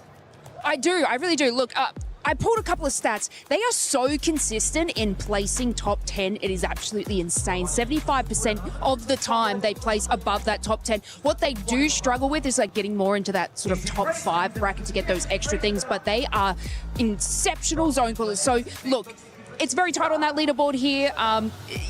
They still have a little bit more to go, but look, this team is showing up, and I feel like they're just getting started. I mean, even then, just look at number 2. This is one to me that also, like, at LAN, there's only so many teams you can talk about. Elite Esports is one of those teams. I think everybody in EMEA knows how good they are, but I don't think the world quite knows that just yet. Tell the world, but this right now, number 2 currently going 3 games in. They're showing off for the moment, and everybody loves a good kind of moment. Yeah, and I mean, if we saw anything from Group A and Group B, is you don't want to start slow, but if you do start slow, there might be a chance that you end up winning back-to-back matches like Seto was able to do earlier on. One squad that I didn't really see there towards the top was NIP, Snipedown. Yeah, NIP is actually one of my teams to watch. They ended up with a 3rd place at the last EWC, so they're here to try and defend their title. They're also one of the most dominant North American teams and the most consistent teams that we've seen in quite a while, truthfully. They were the #1 damage differential, most kills in the league and Pro League. And honestly, heading into Stormpoint, that is one of their best maps, if not their top map as a team. So it's going to be a big bounce back heading into this next series for them. I truthfully, I love this roster. I love the way they function. I love how they communicate as a team. Vayne can IGL it to his best with this roster because he has a former IGL in Kurev, and he has an amazing team that he doesn't have to micromanage. He knows that all their spots are watched, and he can focus strictly on where his team needs to be. And I'm looking for a big bounce back, and I expect that happening in the second half of the series. I mean, I think Mon said it the best as well. It's like, this lobby, everybody's just playing absolutely aggressive the first 2 games with Seer and Crypto specifically. And maybe it just takes that to adapt that, really, And needing to adapt to that moment, everybody's hyping up in the whole arena, and they need to do it right now because every team that hasn't made it so far needs their strength from that community, But overall, I think they can bounce back. Look, I actually want to talk RRQ. Is that why we saw a little bit of a celebration there? Because strafing flame. Yes, because everyone's probably wondering, but they didn't win that match. They basically they're first. Yeah, we're celebrating for what reason? It's because Easy Flash is back with strafing. I don't know if you guys knew that, but they're like brothers. They kind of fight and break up and then make up and then come back and they pull numbers like that. Well, let's hope nobody ends up breaking out. But I know this is one fight that you guys wanted to watch, Snipe. Yeah, I was absolutely losing my mind watching this. Loader, the shots that he had here were just unbelievable. The knockdown shields, the communication that had to have happened to go into that. And then a lot of times when enemies are an altar, the altar has an advantage because they can just pop up, pop in and out of the fight.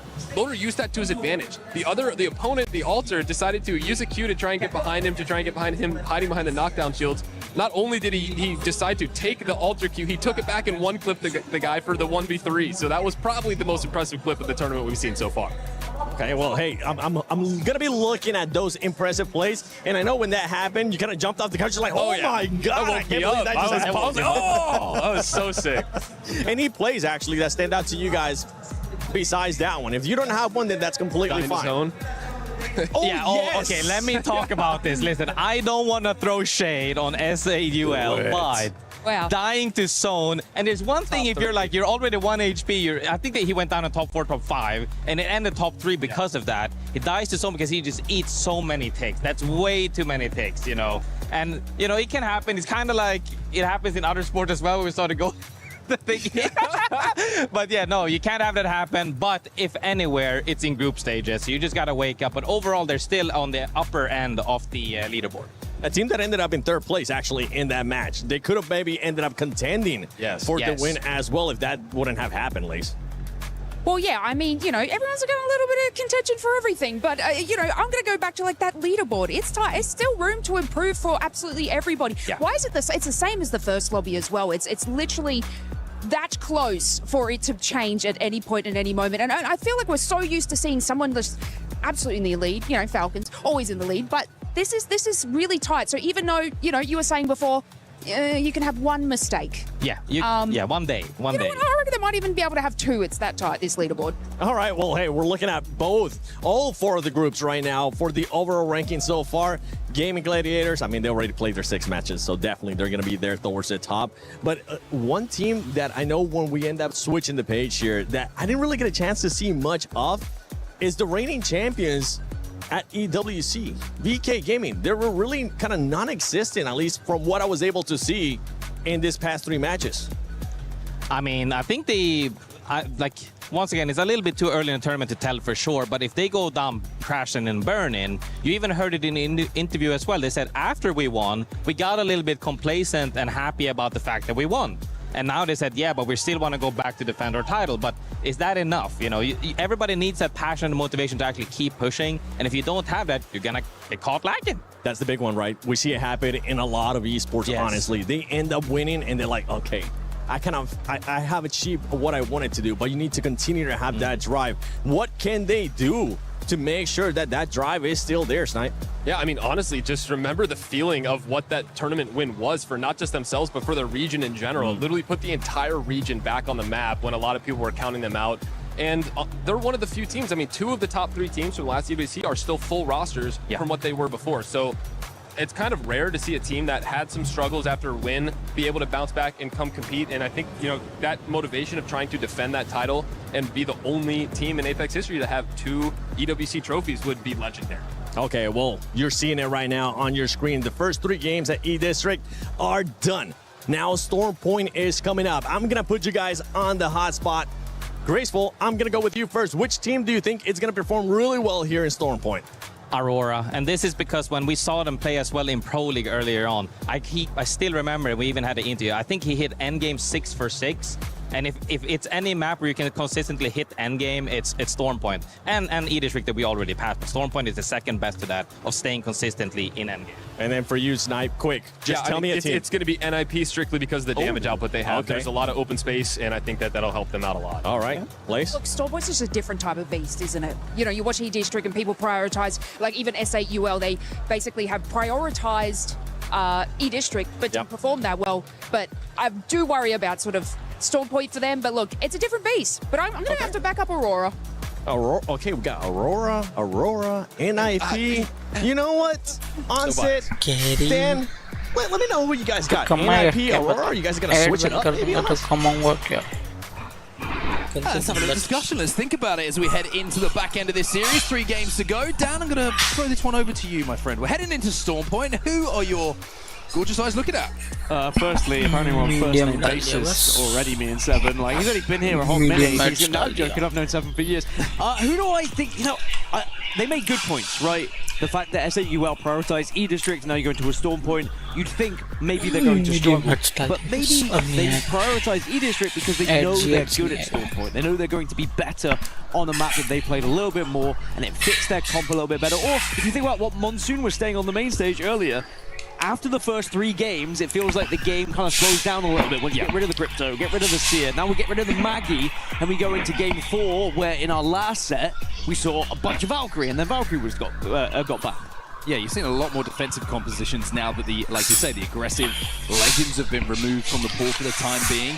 You're seeing a lot of Newcastle, a lot of Gibraltar coming into the compositions of these teams, and we're going to have to see if they can be effective in a lobby which is so close when it comes to points after the first 3 games. We're going to have to see as we head into the back 3 between groups C and D if Stormpoint can separate the group.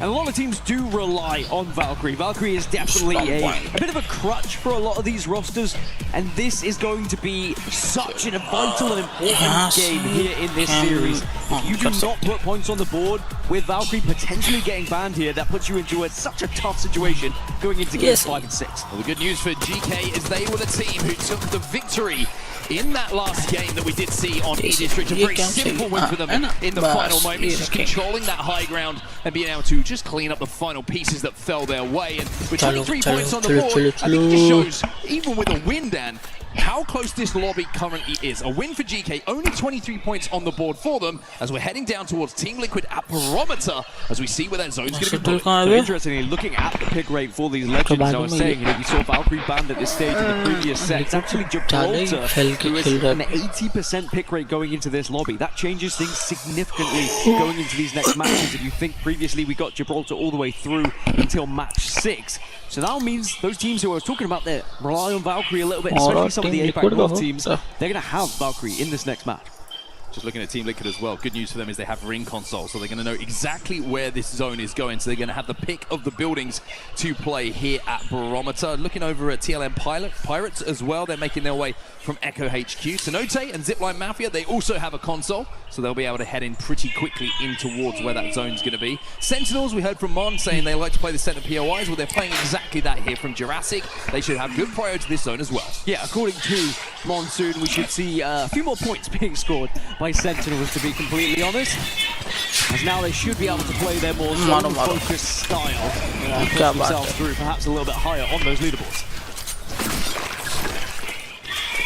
As always, a little bit of an extermination crew starting off here as the Spiders will meet their demise as Elite Esports, who are currently up in 2nd place after a win a little bit earlier on. Continuing the good form that we've seen from some of the EMEA squads so far in the group stages, but that's certainly something that we've said before things turn a little bit more sour towards the end of the tournament. Speaking of the Pirates, here they are on your screen right now. Charge rifle in the hands of Nate up on the high ground. Interesting to see a Pathfinder pick, actually, pretty early on in this set here. The only team I can see in the lobby currently running. Yeah, they are in last, so take that for what you can. But it's interesting, again, it's the discussion of, you know, trying to pick something that is not going to be banned. That being said, the Gibraltar is going to be taken away from them. As now we check in with VKG, our previous winners from EWC, and actually both of our previous winners, in theory, Alliance and VKG, both struggling a little bit in this lobby. But we did see in the previous set, Stormpoint completely changed things in the route and the path for a lot of these teams. Interesting to see the uptick in Mastiff usage as well when the Gibraltar comes into play. Of course, you've got that new hop-up on it as well, so if you get a knock, you're going to get a little bit of your health back and you're going to be able to re-engage in those fights. And when you're dancing around a bubble on Gibraltar, it's the perfect hop-up to use to get the most damage out while staying healthy yourself. TL are going to play the high ground here, you can see.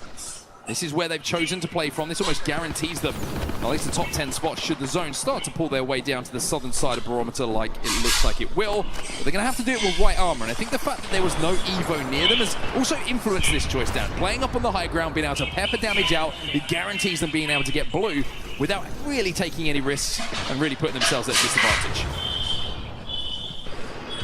It's whether anyone's brave enough to try and take that position away from them as well. That's where you've got to be mindful of, and why, like you say, you have to be building up those shields so you can retreat back and take those fights. Speaking of fights happening, Team Vision and Elite at the moment posturing up against each other. It does look like this is going to happen as well. Good shot from Zach. Yeah, kind of gonna have the shields ripped away. Zach will get the finish though. That's kind of down. That should be the control of the fight completely going the way of Vision. It will be the elimination of Elite Esports as the first team out of the lobby here, but they've got to be careful because SAUL are still looking at this, but the fact they stayed so healthy during that fight. Vision means they will be able to reset here. Everybody should be safe. Everybody should be sound. It is funny how sharks in the water. Can we get anything out of this? Just having a look, but no, not even a whiff of a knock. So Team Vision very successfully winning that engagement. As again, we just check back in with Liquid. No one contesting them on height at the moment, but they are still slowly building, and they do have fallback options as well. If things do go south, you can always retreat into the center of this building. But at the moment, it's just about a lot of damage output, really, and making yourself big. It's actually, Blixer had gone down, but it looks like Sentinels are not going to be in trouble. There's not going to be an attempt at a push. Yeah, Sentinels just playing the bottom of the building. Team Liquid above them on the height. Sentinels again, prioritizing that quick rotation. You can not only tell that by the positioning and the fact that they're in one of the prio positions, but the fact they're still on white armor as well. They really haven't had a chance to path to any Evo to output too much damage. The difference between their position and the one from Team Liquid is line of sight. Team Liquid have so many teams who are going to be rotating in they can pick away at. It's going to be difficult to get that damage up for Sentinels down on the low ground until a little bit later in the game, but if they get sniffed out on white armor towards the end of the game, they're going to be taken down very comfortably. So I'm going to say something quite controversial, and I'm sure there's going to be a lot of people who disagree with me. Prepare yourself, sit down. I still don't think Alliance have really performed since the change of Effect into Aku. And when it first happened, I questioned it a little bit. I said, can Aku live up to what Effect was able to lay down? And I still haven't seen it, and I hope I do see it for Alliance fans' sake and for Aku's sake. But it's been a quiet start to them. We'll have to see whether they can ramp things up as they go in. Where is Huge? It's a good question. And one that I'll leave to you, someone else to answer. RRQ are going to be in first place at the moment. And they're right at the southern tip of Barometer. So if the zone does pull down to the south, they're in one of the only buildings that will be safe. We'll have to see on the zone close if it's going to be safe for that next zone. And if it is, the first place team are in a fantastic position, potentially for this endgame. Does pull down a little bit further south, not quite where RRQ are setting up. But they will have to move and adjust ever so slightly, especially moving towards the eastern side. Project down on that far southern tip, they'll be okay. And even VK Gaming on the northern building, they're going to be absolutely fine for now. We imagine it would continue to pull south from this point. That being said, I have seen crazier things happen. There's still about 8 teams outside of this circle, so expect a few more fights on the edge here of these teams that are looking for some points here and there. The team's also looking to get up to purple as well, not just because of the Valkyrie purple perk to get to the skies quicker when they do have to Valkyrie a little bit later in the game, but also the importance of the triple bombardment on the purple perk of Gibraltar, so devastating in those fights towards the end game where you really can just zone out not just one but 2 or 3 different teams to try and stay alive. Speaking of purple, Alliance, they've got there. Unlucky, Hackers and Aku are going to have all their perks picked. They're going to be ready to fight here as they work their way in towards zone. A long way to go for them though. I do want to follow up as well. I do still think Alliance one of the best teams in the world. I just think it speaks volumes about how good Effect was. And really as an individual, what he adds. And I mentioned it earlier, when you have that player who can just turn around and destroy a team in a 1v3, Effect was that kind of guy for them. And Unlucky has done very well at filling those boots himself, but also Aku stepping up to that plate as he grows as a player. Here's Dinos on your screen, and they've got a long way to go. You can see they're at pylon at the moment. Team Vision are trying to hold them out. That's going to be one member of Team Vision up on that high ground, just watching their wrap. Lota, who's going to be able to do so pretty comfortably as well on Axel, is going to be able to throw down that nitro gate should he need to, just to scarper back to the closest of his teammates should Dinos decide to push. And it looks like Dinos might be actually walking up on him, so Lota's going to be very, very careful here that he doesn't get 3-2-1'd, all 3 guns firing onto him, and he finds himself unfortunately falling down. Vision made me laugh, by the way. I was chatting to Zach Mazer, and it's almost like he's their stepdad. Like, he's just, he kind of looks after them. He's like, man, I've got these great kids that come in, they just play some video games, they're incredible, they listen. And Zach has grown as an IGL as well. It's just so funny to hear the kind of relationship that they have and the dynamic on that team. You left out some of that conversation, I know. It's for not only your benefit, but Team Vision as well. Let's leave it like that. Well, Neo on your screen right now. They're in zone pretty comfortably right now. They've got the Watson in the composition as well, so they're not going to be moving for quite some time. Just interested to see where the zone actually pulls after this one. That's the big one. I think it might be going down towards the likes of Reject. Also Liquid with good zone reads here, but here comes Team Alliance. Falling from the sky. Takis goes down, and that's the Gibraltar down as well. So Unlucky will be able to drag his teammate and his IGL back to his feet. They will be safe here. You've got to be ready as a Newcastle. You have to be instantly on that res. Otherwise, you just give that option for someone to pick them off. You know, a charge rifle or a longbow, and then suddenly you're looking at hoping to go for a deathbox res. The Alliance will survive, and it's just, at the moment, it's just knocks from distance. Everyone just having a little bit of a poke off. No one at any real threat. There's a lot of these teams on the edge at the moment just looking to hold out. Now, Mythic Bin has spawned on the north, and Enter Force 36 and Zipline Mafia are kind of posturing up against each other as well. Maybe going to contest each other for this one. They might have a poke off around the Mythic Bin that's spawning. I like that term. I'm going to use that a lot more. Are you making fun of me? Yes. Oh, okay. I'm offended you had to ask that question. Well, Zipline Mafia, who went on a historic run, by the way, winning the EMEA Regional Finals to qualify, going into EMEA Regional Finals to qualify for Split 1 playoffs here at EWC. They basically had to win the thing, and they went and did exactly that in match point. So a fantastic story up to now, but when you get to the dance, you want to make the most of it. Zipline Mafia have certainly got some work to do, but with how close the lobby is, one big game here for any team can really solidify your place in those leaderboards. Look at where the zone's going, though. It is pulling out towards Dogred on that building. Liquid will be safe up on that high ground, I think, for a little bit longer, and we'll be able to actually look to play that roof a little bit later in the game, too. So they wish. Hell of a call from Team Vision as well to be able to play on that southeastern side. That's a typical Zach Mesa position, it feels. They gamble on them. When they are late, they like to go for something that's a little bit off and could be different, and if it does pull it, it's a big advantage to them. Is SAUL actually going to drop in a similar position? Interesting zone, kind of comparable to what we actually saw earlier when we went down to Dev Coast to see the zone where, you know, playable spots there are, but they're broken. It was helped out by the fact that it was a game number 4, that the fact that the Gibraltar and the Newcastle was still available. A very similar situation here with the zone that we see. Not a lot of natural cover, but a lot of utility in the legend compositions, which is going to help these teams survive towards the end game. If this is a game 5, game 6, even a game 1 or 2, you're probably seeing the lobby down to 7 or 8 teams as the zone goes into that final ring. But in this, you could see a lot more just due to the utility that is available for teams as RRQ make their move a little bit closer to the zone here. More knocks in the kill feed, but still just from distance. But this one is not. This has been a fight that's been extended for quite some time, as now Dinos have lost one. Zach loses his shield, but stays on his feet. J Future has to take a second here to play behind the knockdown. His teammate DJ Killer's going to hold that door. There's lots of fences around as well. You've got to be so careful where you step. You don't want to get stunned and find yourself in a position where you're so vulnerable to a 1v1. It looks like Vision have managed to get the res as well. It's a 2v3, although now becomes a 3v3 again, as Dinos will get the full reset. Yeah, both teams back off, both teams get the res, as now Zipline Mafia has just arrived to the party. That puts a lot of pressure on the team on the outside here. So Dinos have to be careful, because remember, Vision were inside. They have protection from this. Dinos have managed to climb all the way up to the high ground. A couple of Valkyrie missiles coming their way. That's going to force the bub.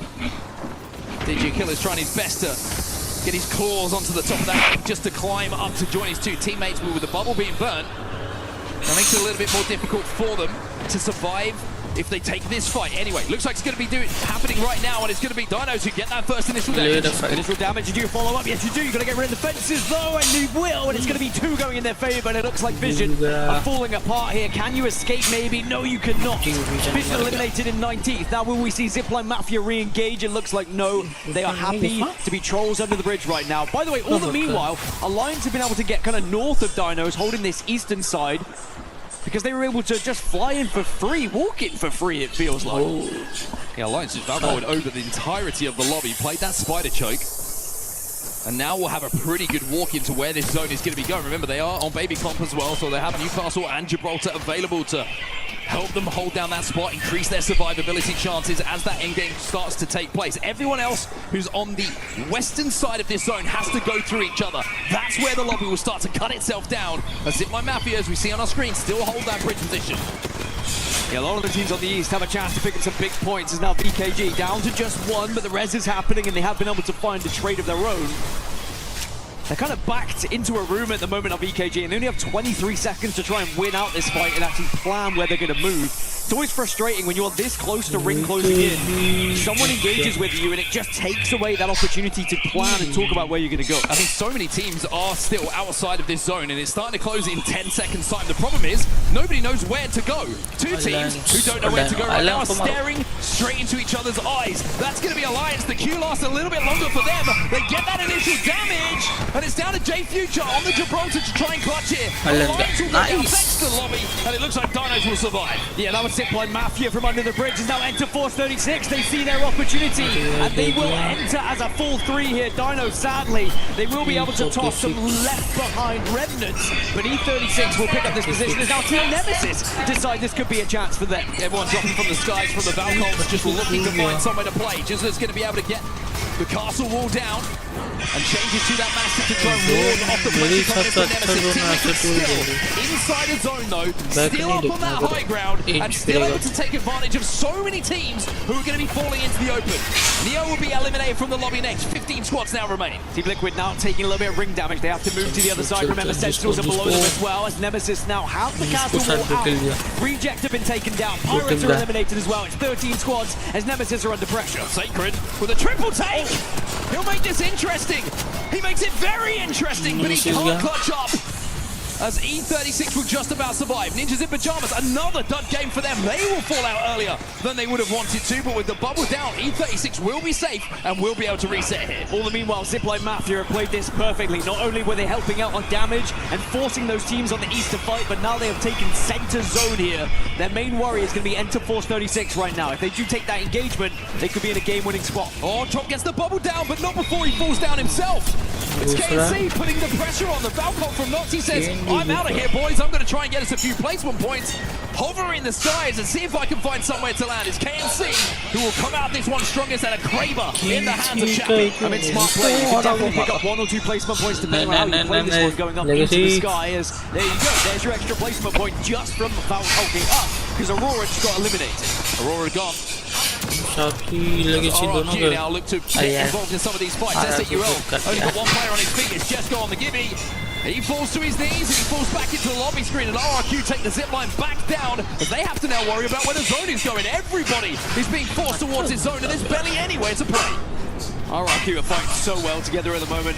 Very difficult to try and compete with people that in sync, because Sentinels finally are going to have to move out.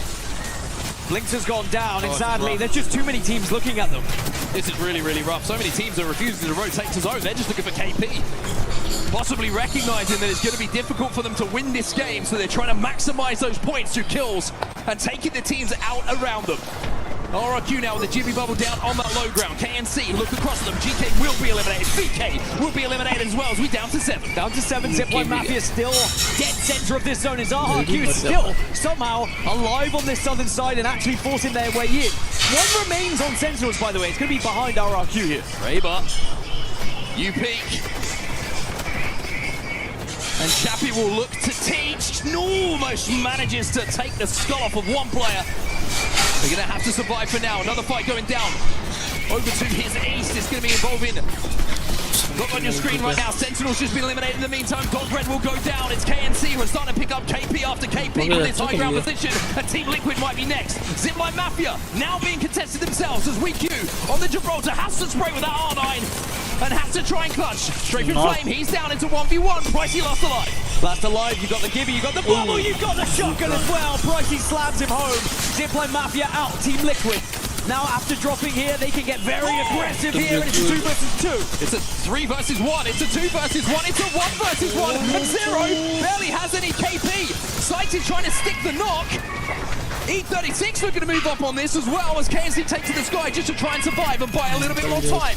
Panic has found a little ledge to play and gets into the top 3 because of it. Well, RRQ are watching all of this unfold, by the way, and it should just be a matter of patience at this point. Enter Force 36 is still alive, and then 1 remaining solo that's going to prove to be a thorn in the side of their chances of winning this game. Reese has got himself 5 kills in this game, so it's looking like a monster potential point tally for RRQ here. 62. Panic still hasn't been spotted, by the way, and if he isn't spotted, there's a real chance he could win this one. If this 3v3 goes down and Panic does not get spotted, then all of a sudden Liquid have a chance. If anyone can do it, it's Panic. We know how good he is in these engagements. RRQ taking a lot of damage. Need to hand over. You need someone who can help you with this damage now. Pricing with a PK in his hand, the bubble goes down.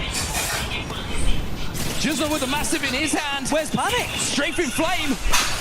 Jumping around. He gets chunked by the massive 1, 2, 3 times. He's down as well. Panic's still alive. It's a 1v1.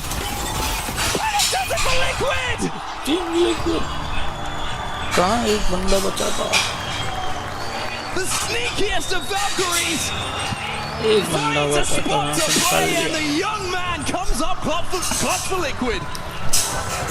एक बंदे ने पूरा game There is always an opportunity. As a rat, as a solo, if you can find a way to go unseen, unnoticed, get behind enemy lines and time it perfectly, that could be a game-changing moment, a tournament-changing moment for Team Liquid, who are certainly in contention for winning this entire tournament.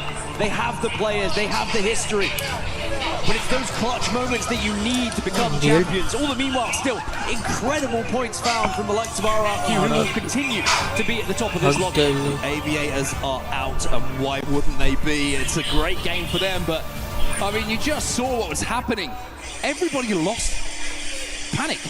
He got on that ledge of the cannon and then just avoided E36 line of sight. They did not know where he was. He was just pushing, he was just prodding, he was not giving them the opportunity. And when he took to the skies, he fell in a 1v1. And having got into position where he had the first shot, you know that boy ain't gonna miss. With the light shine brightness. And when we look back at the highlights, the amount of health Panic had when he initially escaped and he survived, it was a slither. If you had sneezed on him, he would have gone down and it would have been a 3v3. And also, how many times do you see those situations where you stay alive as a player, you watch the fight happen, 2 or 3 players survive, you walk in and it is just you fall over, you get second place, you're happy.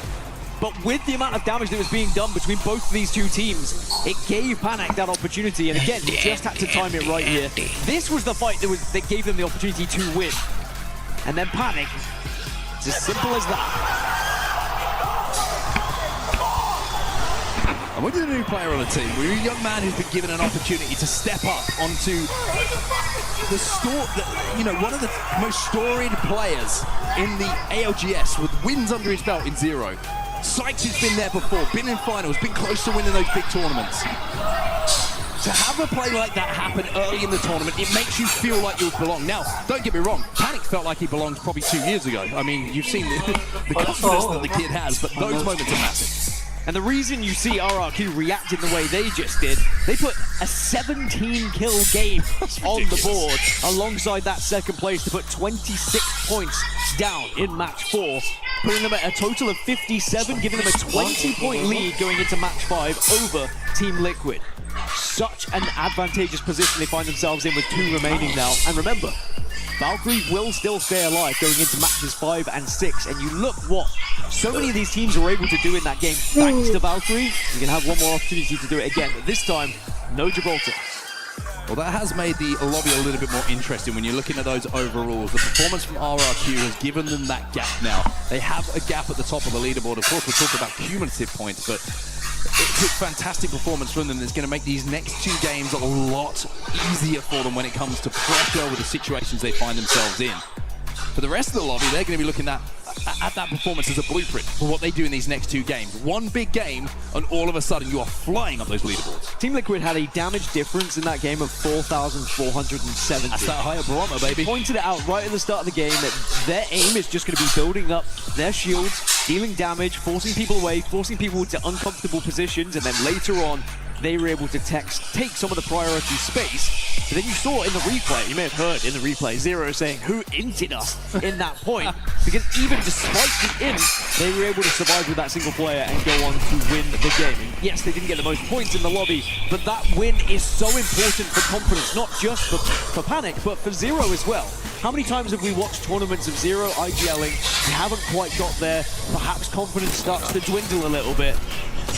If Zero gets going and heating up, suddenly this Team Liquid roster, they become such a terrifying force to compete against. Yeah, there's nothing scarier than when Zero's focused and fired up and hyped up as well. I think that's when he plays his best Apex Legends, and when you've got a player like Panic who is never shy at getting hyped up himself. By the way, these massive shots here from Jusna, absolutely ridiculous.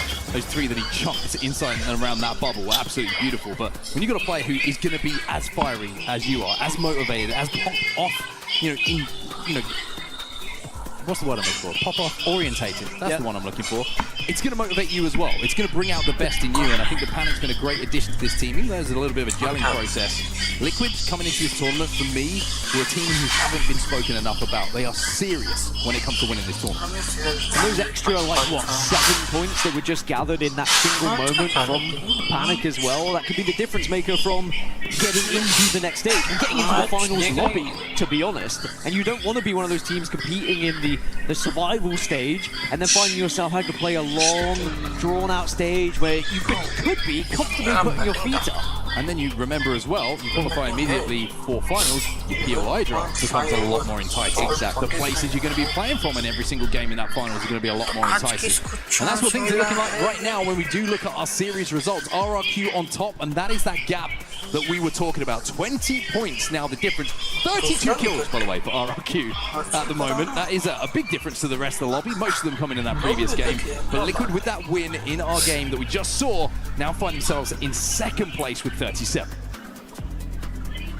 Well, what a match to set us up so nicely for 5 and 6 here as we look down at the lower half of the leaderboards. And there's a few teams we had mentioned that were struggling a little bit. 2 previous winners of the Esports World Cup in VK Gaming and Alliance, both down there right now, 12 points and 9 points. And between them, NIP, who I pretty much considered one of the best teams coming into this tournament. When you look at their consistency and how they were performing, they are struggling at the moment. They are certainly struggling indeed. Really not the Ninjas in Pajamas that we have seen in the Americas Pro League, and of course in the regional finals where they managed to win the thing. So a lot of work for them to do, but we've just seen, like I said, the blueprint of how to do well in this group. One big game with 2 remaining, when all of a sudden Ninjas in Pajamas will be right at the top of those leaderboards. And also if we can see, a northern zone, that might help them out dropping up towards Zeus. It was quite the journey they went on, as we can look at a more of a zoomed out POV of how this one went down. And as I was mentioning, just with how well both teams played on the damage, as Panic was just waiting in the wings like a little terror, and he is able to get that final kill. As we check in with Team Liquid now, could they be the winners of this entire tournament? I know I was speaking to Barney, our stage host, and he was saying he just has a feeling about Team Liquid going into this event. He doesn't know why, but he just feels like they might finally do it. And I tell you what, maybe he's the good luck charm. Yeah, sometimes people not speaking enough about you just lets you go under the radar, take the pressure off of your shoulders. We're talking here, in the caster booth, everyone's talking on the desk about, defending champions of VK Gaming, Ninjas in Pajamas, a lot of expectation on them. Surprise, surprise, Falcons are always going to have pressure on their shoulders when you get to these events. Liquid just kind of been able to do what they want to do coming into this event. There hasn't been a huge amount of talk about them. There hasn't been as much when you compare it to some of the other squads. And I agree with Barney. I got to say, coming into this tournament, I had a list of 5 teams that I believe can win this tournament. Liquid were one of them, without a doubt. I think there's no doubt that they do have the pedigree to do so. And when I look at their trajectory through scrims, through match point results, whatever it might be, it's all looked good. And I think everyone's getting more comfortable. I think everyone is getting more comfortable on Legends. Maybe they weren't as adaptable on previously. And I feel like they're a real threat.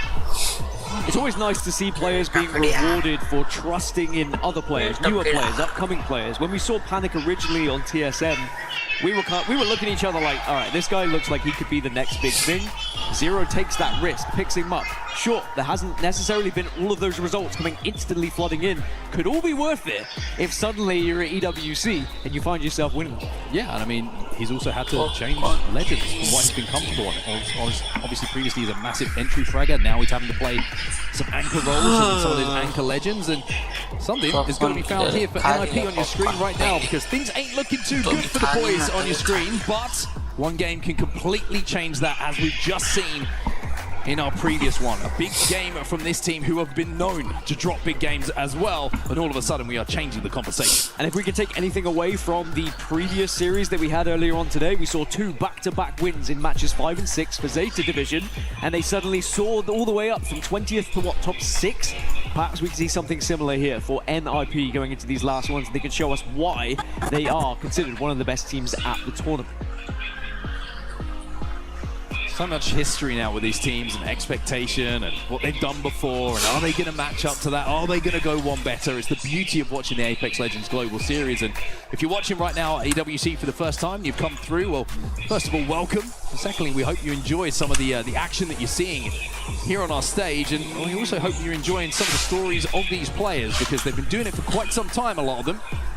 And they certainly have been through a lot of different trials and tribulations, like we're going to see in these final 2 games. A lot of pressure on the shoulders of a lot of big players, but that guy never seems to feel it. Somehow, some way, has always had nerves of steel as effect. Even when he first entered the scene and he was considered the next big thing, well, he has certainly been able to live up to those expectations. Can Aurora now answer back as we go into match 5? And as I mentioned earlier, we still have Valkyrie. She's going to be up for this one, but Gibraltar will be banned after an 80% pick rate in match 4. And that makes things more interesting when we're looking at where endgame is going to be played.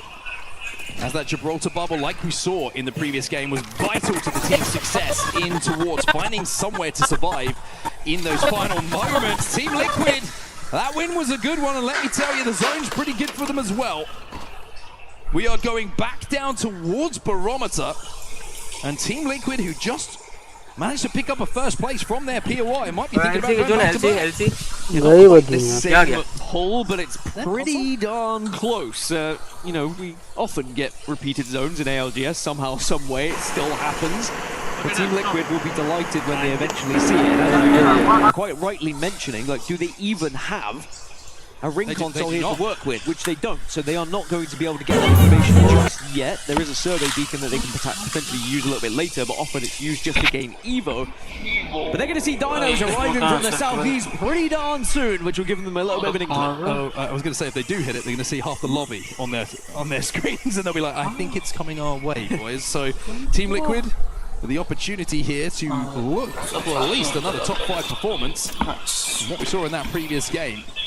And that position almost becomes stronger if they want to play that height, considering the lack of Valkyrie and rotational abilities for the teams a little bit later on. Now, just to give you an idea of how well RRQ are playing right now, they've matched the winning points total from our previous series of Gaming Gladiators at 57 points after just 4.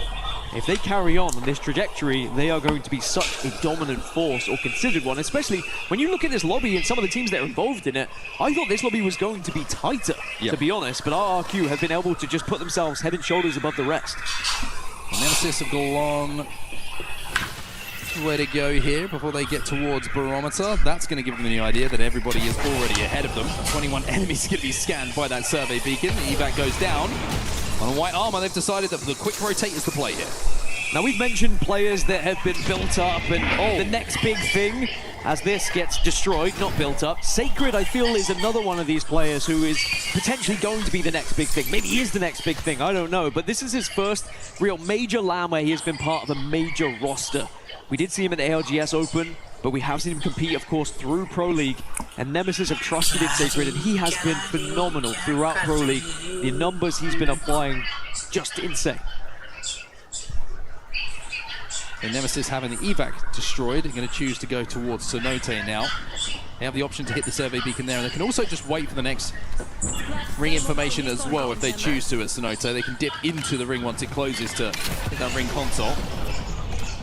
KNC a little bit further away though. Kinetro Club going to be hitting the evac right now from outside of Command Center. Cover a little bit more ground towards the south. Ninjas in pajamas. I feel like this is a really big moment for them, this game number 5.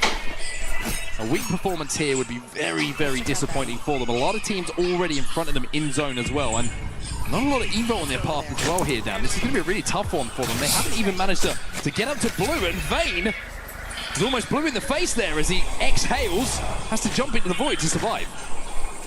E36 have got eyes on at the moment. They are just trying to escape, but they cannot get out of the sight lines. Remember, NIP, the #1 seed coming out of America, is coming into this. They're going to try and hold, but Kurev now has to escape. Yeah, Kurev's got to get out of there. And I don't know if he's going to be able to do so. 2 players have been finished, so Kurev now on fuse. This He's going to turn into a human cannonball, and he's going to fly through the skies to try and get out of dodge. Now, one good bit of news for Ninjas in Pajamas and Kurev is that there's nobody on this side of the map, so he can escape for now. But where do they reset here? Where do they get the team back into the game? I think it delays their rotation so much, which is going to make it far more difficult in the late game. That being said, at least they are not out as Enterforce 36 try and play spoiler, as now Alliance under a little bit of pressure here, or maybe Alliance are the ones applying the pressure, but Aku has gone down. Aku falls. The ult was enough to pop him up into the skies, and now Hackers Unlucky just decide that they've got to try and get out of there. I think that Unlucky has made the unfortunate call that he will be the one to slow down the push here and allow Hackers to get away. So even though Unlucky does go down, it's almost like a part of the escape plan for Alliance, as Hackers did take the opportunity just to scarper away. He's got a few percentage left on that Valkyrie. He's going to try and find a place to pop it, I think. Yeah, it was very much planned. When Aku went down, Hackers was already gone. Hackers often is just far enough away to be able to make sure he can get that reset. Oh, actually, 1v3. And you just get the death boxes. He is being careful here. He knows he's potentially being followed, so he might have to go for the big wraparound up towards wall. It's not comfortable, it's not fun, but it's probably the safest route available. Alliance will be able to get back up on their feet at some point, but the death boxes are defended. Or will they? I mean, are we going to get a hunt here? I think the hunt has started. Now, trust me, Dan, you've played enough Apex Legends with me to know that if I was in the air as Hackers there, I would have said winnable. I've also been in enough Apex Legends that if I am Hackers in this situation, I'm always getting chased. And the thing is, with a player like Hackers, it's going to be in the back of your mind, I could be chased. We know how intelligent he is, but at the same time, in his shoes, or in his mind, he's probably thinking, I would never chase this. I would be focusing on getting to the late game. Could he get caught off guard? Well, they've seen him go here. This is the thing, right? They saw him fly through the skies. The worry is that Hackers probably has in the back of the mind, there is a crafter here, so there's a good chance that they may think, oh, he's going to hit crafter here, so they maybe are going to try and chase me down. That's why Hackers has decided, as you can see from Neo, they've checked the crafter and they've seen that he's not there. I've got to play this one a little bit slower. I've got to wrap all the way towards the north, and I think Neo decided, you know what, this isn't worth it. We're not going to find Hackers. It's time to allow Alliance to reset. Hackers has to go to E District to try and rest the rest of the team. Yeah, it's a long way. That's how far they were going to chase him, but now they will allow it to happen. But that being said, when they do get the res up, there's always going to be the chance that you get held out now. So Alliance in a difficult position. Ninjas in the Pajamas, by the way, have managed to reset. So Kurev has done a fantastic job. You can see them on the left-hand side of the map right now over at Cenote Cave. The 3 players back on their feet. They won't be dressed as well as they were previously when it comes to attachments, when it comes to ammo and obviously supplies in the backpack, but at least they can take a part in this game and see if they can make something of it. Alliance will be hoping they can do something similar as well. To be fair, I don't even know how much they had. They were not necessarily in the best position. The wealthiest, shall we say. I think they went from poor to poor, and now they're going to have to see if they can work their way in from that west side, but it's about just being alive. That's all that matters, as we also check in with VKG. Our current reigning champions of EWC haven't been able to get going similarly to the likes of NIP and Alliance, but they are holding out Team Vision at the moment, and they've got eyes on them. In that ring console to find out where the zone is going. No Valkyrie here for Vision, though. We're going to be hitting the Nitro gates. We're going to be sliding on the knees and get a little bit of a carpet burn. And queuing through to head towards Pylon by the looks of things. The interesting thing is that Elite Esports are currently here. You have to wonder if they're aware of that. Oh. Hackers in the kill feed going down. There was the ring, though. I think he got his teammates back in, but just didn't have the meds to survive himself. Should be dragged back to his feet, though. Yeah, they should be okay, but it is certainly not going to be a fun journey at all from that northeastern side all the way in. As Neo will just bypass Enterforce 36 on their rotation, so they're not even considering holding out Alliance. This is probably the smarter play. Start to think about the end goal here and picking up more points, as Aku also just went down to the ring. We can jet over there. So there's going to be a lot of rezzing happening to get Alliance back into this game. Now, Kinatrope, they could potentially play spoiler here to Vision, who you mentioned earlier had gone over to Pylon to hit survey beacons, ring consoles, whatever they wanted to gain information. They might shadow Elite Esports, though, with their rotation as well. I always think it would have been interesting, you know, we never really have a Bloodhound meta at the moment, but just being able to see those remnants of people you're following. Because it very much is interesting how similar the pathing that is taken by some of these teams. Well, Alliance have done it. ALGS has managed to do it. He's got his teammates back into the game. They're healthy enough. But they still have a lot of work to do. Only 33% on the Valcolt as well. Grabs a couple of extra syringes to drop off to his buddies. They need them. But how do they work their way in from here? That's the real question. They're going to work through Jurassic. They've got Kinotrope on the south side. They've got VK holding the fence line on the west side as well. It's a really tough rotate here for Alliance. And no Skyward Dive available at the moment either. And probably not any ultimate accelerants to work with, considering how poor they're going to be in terms of their inventory. Not good for Alliance at all. By the way, Newcastle, the most selected legend in this lobby. It really is funny how much it changes the legend bans. As soon as you get one different ban, it opens up so many different avenues. So Valkyrie will be surviving this entire series.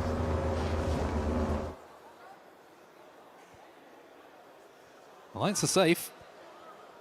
But the zone is pulled to the north. Now, very, very interesting. Let's think back to the last game where it pulled out down to the southwest, where Team Liquid were able to play this tower for such a long time, the main structure of Barometer. Well, that's completely changed for them now. They have to try and work their way towards the north side of this zone. The good news for them is I'm pretty sure that they just had a Mythic bin spawn on them they're going to be able to pick up. So not only is that great for the fact that they're going to be able to get the weapons, of course, but the level up on Evo, massive for them, considering they weren't able to extend out of their POI early on due to the fact it was pulling towards them. So Liquid have just been blessed by that. Scary on the map. I'm seeing RRQ and Alliance going toe-to-toe at the moment. I think RRQ just caught Alliance off guard. Yes, they caught ALGS in the backside. But thankfully they will get the drag, and Alliance just haven't been able to catch a break at the moment, but that is going to open things up to Pirates, who are also now sending themselves into the equation, but RRQ are going to retreat.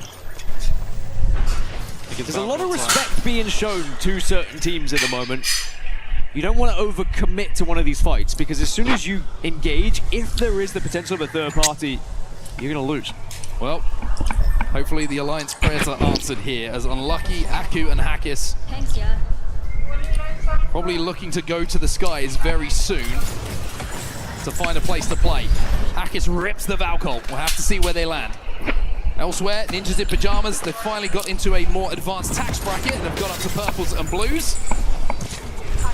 And now they're going to look to fight on the edge of this egg.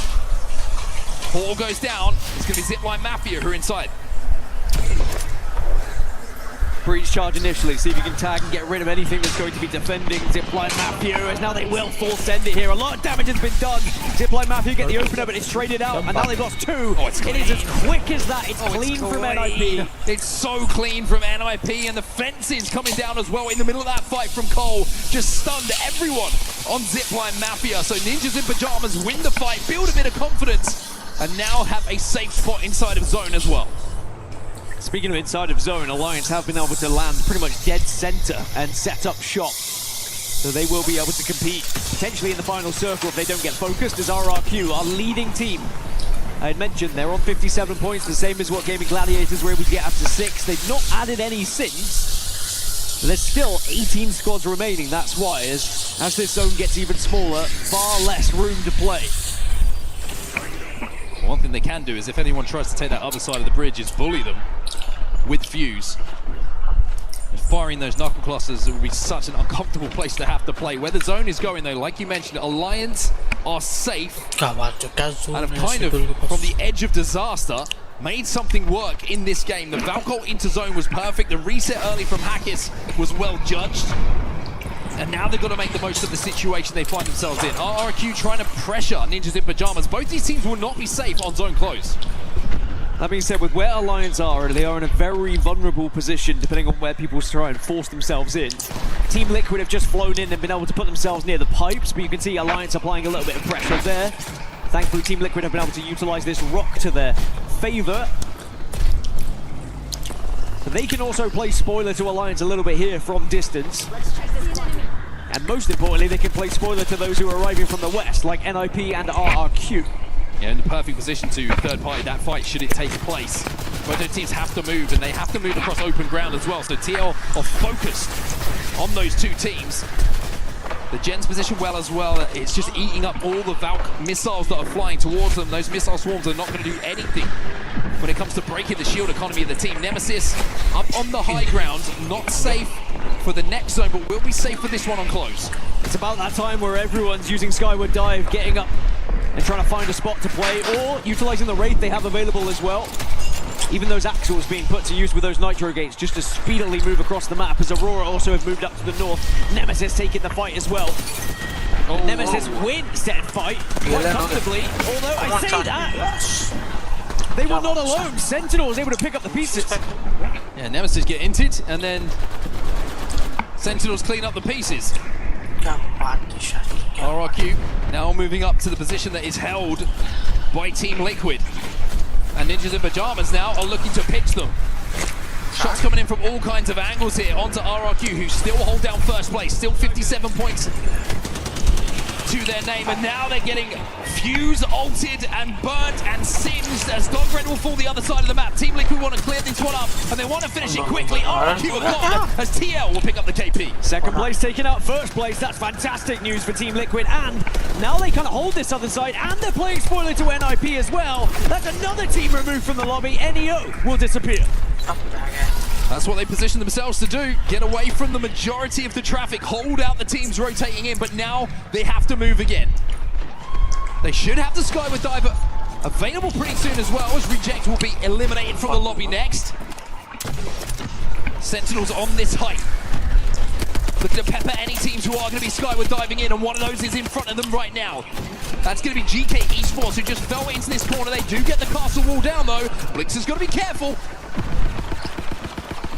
Sentinel's also aware of BK Gaming right below them, but of course under that bridge, so Sentinels can't do much about it.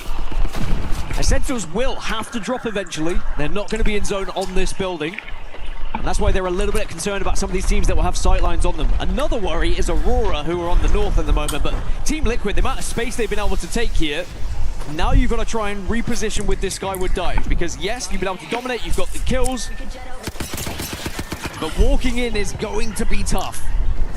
Yeah, the walk-in is almost impossible. It has to be a Skyward Dive, and you can see by the fact that they're going to wait for the zone to really get to the very edge of closing before they take to the skies. That was always going to be the play for them. Now you hope, now you scan, now you try and see if there's an opportunity to find somewhere to land or third party. TL look like they're going to land on the outside of this building. They're taking damage, but the Q goes down. But Legacy from SAUL is peppering them from above. Breach charge came down. No one has fallen yet though, as Team Liquid now can try and stabilize.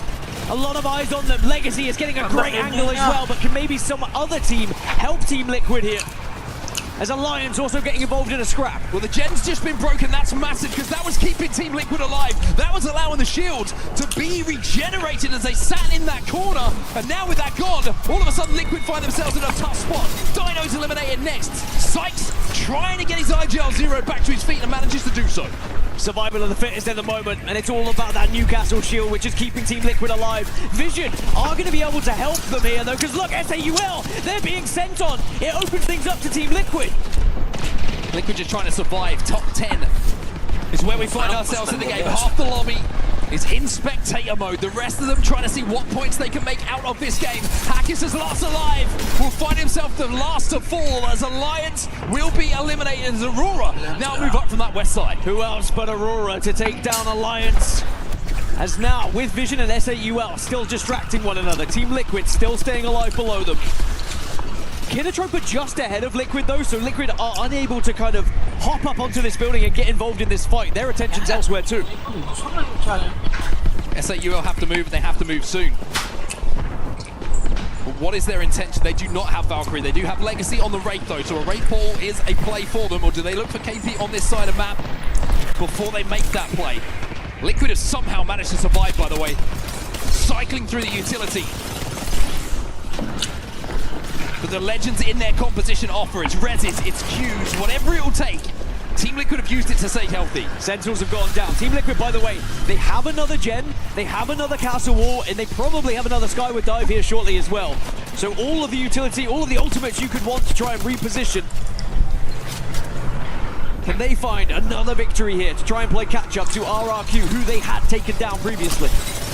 Oh, Vision Low has got to be careful as Jesco, combined with Legacy, manages to pick him off as Visions were trying to make a play to see what damage they could do. Aurora on this west side, peeking and prodding at VKG. Here comes the portal now from SAUL. Legacy jumps into the void, through the fences, and finds a little corner to go home. 8 teams alive in this final circle. 7 of them have new castles as well, as Aurora taking a lot of damage, but SAUL will find somewhere to call home here. Great reposition from the Wraith.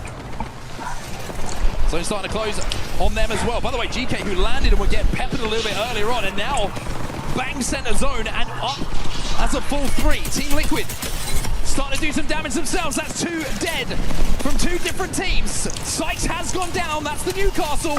And now Liquid have to try and clutch, and this man could do it. Panic did it in the last game. Can he now again? Liquid said it's go time. We have to take advantage of this. He needs to work with Zero, the last remaining player, as Liquid will be wiped out in 6th place. Down to 4 now as VKG also gone.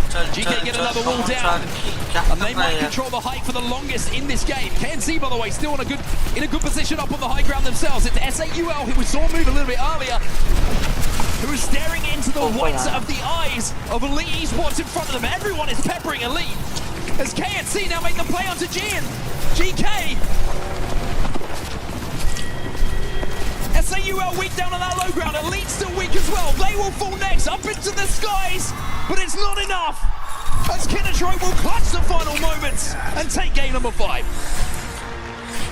Such an important win for Kinatrope as well. When you look at that overalls and the amount of points they needed in that final circle, we had 3rd, 4th, and 5th alive. Kinatrope were just that little bit lower, but now with that win, they put themselves up into 5th position. And again, just in touching distance of the lobby leaders, RRQ. Even though there is still that gap, you just have to put yourself close enough that if you can find another victory, maybe, just maybe, you could take the win in this series. It makes 2nd through 6th very tight indeed. Interesting way to end this series, with the teams being so close outside of that top 1 position down. It really is interesting to see who is going to be at the top of the leaderboards come this final game here on Stormpoint. I think RRQ maybe will kick themselves a little bit. They had such a massive lead, and whilst it will still be significant, they could have extended it here. They were only able to put 1 point on the board, of course eliminated by Team Liquid in that game. But what a final circle. 8 teams were left as we were closing.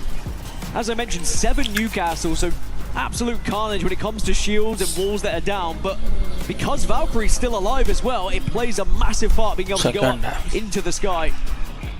And look what it means to Kinatrope as well, to get that win on the board. We mentioned it, if you can find that victory, if you can give yourself that confidence, it can be such a game changer for the rest of your tournament. It's getting warm in here, and I think it's the gameplay that's doing the heating up at the moment, as we find ourselves just 1 game left in today's action. And with multiple winners across multiple maps, it sets us up beautifully for the final game.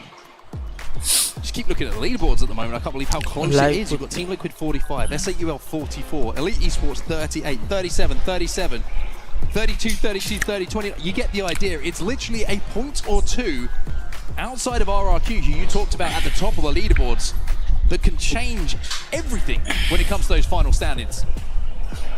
And even those who are down in the lower half of the leaderboard, there is still going to be that opportunity to have that big last match to put yourself up there and just put yourself out of, you know, kind of elimination range, right? After we get through these group stages, we will be eliminating teams. You do not want to be down at the bottom of those tables. As we now take a look at how the series is looking. There's that lead that we were talking about, 13 points for RRQ, but then it starts to get tighter thereafter. 1 point between Liquid and SAUL. 1 point between Elite and Kinatrope, and GK, sorry, they're tied. 2 teams on 32 points. It's ridiculous. We really are in for a banger of a final game here. But down at the bottom of the leaderboards, that's where the the concern starts to arise here, Dan. That's where the teams, like you say, are probably thinking that we need to take the pressure off our shoulders ahead of tomorrow's games and tomorrow's series. And especially considering the fact coming into this, we were very excited to see our previous champions. We were very excited to see the EWC champions from 2 years ago as well. Yep. And neither of them have really been able to step up to the plate. NIP as well, you look back at that game, they never really were able to get going. And now they rely on just one more match here. And sure, they are teams that are definitely capable of putting a big win on the board, but you're putting a lot of pressure on yourselves. Well, if there's one team historically whose fans have been put through high stress, I will say, when it comes to Apex Legends qualification, leaving it late, it's probably the Alliance lot. How many times have we thought, oh, Alliance, they've left it too late, they're not going to be able to do something, and then they just drop an absolute nuke in Game 6 of the day, and all of a sudden, they fly up the leaderboards, and we're just looking ahead to tomorrow and how they're going to play. They have historically done it so many times that it wouldn't surprise me to see them do it again now. However, with how the games have gone so far, and more concerningly, I think, for me, is how the team fights look like they're going down. It's a big ask of Alliance. It is, and even though they did their best to, get back into the game, and they got back into that zone, they gave themselves a chance, but you are at such a disadvantage when you force your way in that late. You don't necessarily have the same kind of magnitude as everyone else does. We'll have to see if they can get it done in this game number 6. For now, we're going to jump into a quick break. Game number 6 coming up the other side of this. Thinks he can come in here and play my game. He knows nothing. Let's go! Tyler won. You're done. Raw energy. House of blow the house down. Welcome back once again, everybody, to the ALGS Split 1 playoffs here in Paris at the Esports World Cup 2026. His name is Gaskin. My name is Onset, and we're excited to get into our final game, which is set up beautifully. If you're just joining us, you've missed it quite a lot so far today, I will say, but you've joined at a good point because there's just a few points separating the teams in the lobby from what feels like 2nd to 20th. Yeah, considering we just had our lobby leaders get eliminated on just the 1 point, if that was to happen again, it does open up for someone else to potentially take this series. Team Liquid definitely on their heels, but plenty of teams on Team Liquid's heels as well. Everyone just kind of having a bite at each other right now. It's been a good storm point for Team Liquid as well when you're talking about zones. 2 barometer zones for them. They made the most of one. They had a little bit of a rough pull when it came to where the zone ended up going to the north side in that game number 5. But I tell you what, they wouldn't be mad if they had a 3rd one go to barometer, Dan. And we have seen it happen before. I haven't had my wall zone yet, though. I feel like I've been robbed so far on Storm Point. Surely we have a wall zone. I can't go through a series without having my wall zone. Dev Coast? It's one of the 3. I want my wall zone. At this point, it feels like it's going to be one of the 3. If it does go to barometer again, I think, I'll probably be cursing out how that happens because it just shouldn't 3 times in a row. The math ain't mathing. It is not. It just mathematically should not be possible. But it has, and that's what's crazy. Sometimes it does happen. That being said, they were 2 very different final circles, even though they were in the same kind of vicinity to begin with. The polls were very different, which made it played very differently as well. As we take a look at our lobby leaders, RRQ, Strafing Flame. Really just, if you think about the career of Strafing Flame as well, what he's been through, the changes of teammates he's had as well, somehow, some way, always finds himself in a number 1 spot on one of the days, right? He's always up there in those conversations. You can say that about a lot of players who have been through some trials and tribulations where things aren't looking good, then all of a sudden they make a great comeback, whether it be through qualification where they think maybe their career's going to be over and they find themselves in a finals lobby playing some match points, or maybe it's someone who's starting their career like the likes of Dinos down. This is another team from the Americas who qualified, who kind of upset the apple cart when it comes to the familiar faces that we aren't seeing here in the ALGS Split 1 playoffs at EWC. These 3 gentlemen here deserve to be here. I think it's a surprise to many that they made it this far, but as the weeks progressed in the Americas Pro Leagues, they just seem to go from strength to strength. And they're ahead of VK, Nemesis, Alliance, NIP, Zipline Mafia. They are ahead of some of the tried and tested teams that we have in the ALGS. They're only 6 points away from being in the top 10. Their aim will be trying to survive as long as they can. If they are able to get into the finals lobby, that is a dream come true. But the more LAN they get to play, the better. And I tell you what, the more comfortable they are, the more likely that's going to be happening. And they do look better and better each time we see them in games here. They have been able to put out a fair amount of points, especially considering how hard this lobby is. It's going to be a crazy kind of end to the day for a lot of these players and teams. When you think about, you know, you could be in second place right now, and all of a sudden you end up in like 16 if you go out early. You know what I mean? It's like, it's so close when it comes to points. If you go out early, you're top of the leaderboards, your game can completely change. Your day can completely change. You could have played so well for 5 games to be in that position. All of a sudden, one bad one, and you are careering down those leaderboards. It is beautifully balanced and a difficult one to reflect on if you've been so good for so long, so consistent, and then all of a sudden, a couple of teams have good games, you go out early. And what's difficult is for the teams who are in the lower half, you know, we say, yes, they have the potential to be able to get a big win and put themselves into the top half of the leaderboard. 2 teams can't do that. You don't have 2 teams having big games, really. Only 1 team can find themselves actually surviving and getting back into things. So we are likely going to see either Alliance or NIP or Zipline Mafia or Nemesis or VK. One of them are going to be, if not 4 of them, are going to be down in the bottom half of the leaderboard, which you would not have guessed coming into this. Well, let's see if one of them can make a huge run in this final game of the series. It looks like we're ready to head into match number 6 now. The final one here on Storm Point, the final chance to see who is going to top the leaderboards when we get to the end of play. Let's see what happens here. It's going to be a very different endgame, a very different story going into this one as well, with Newcastle now banned alongside Gibraltar. You're not just going to be able to force your way into zone this time. You're not going to be able to utilize that shield like Team Liquid were able to do in the previous and survive for that long. It's going to be a lot of relying on Watson, I imagine, going into this next game. And I'm sure we'll see a fair bit of Rampart as well, just to build a little bit of help when you do get into those spots. Well, I'll tell you what, Team Liquid, they got Barometer, Now, I don't think they're going to be mad, is all I'll say, with a Game 6 going essentially Jurassic. So, I don't think they're going to be mad about it. Sentinels are going to be very, very happy as we see where the zone is going to be going. And they've got Console down there at Barometer as well, Liquid. Console as well for Sentinels. And this is one of those zones, Dan, if you're not there early, there is so few places to play. The question is, where does Sentinels set up? We heard from Monsoon, they like to play zone, they like to put themselves in a position where they can be on the defensive side, use some of the sniper rifles, for example, but in their looting process, what did you get? Because you are not going to have much time here, so it's going to depend on where you dropped, what weapon arsenal you had available to you as well.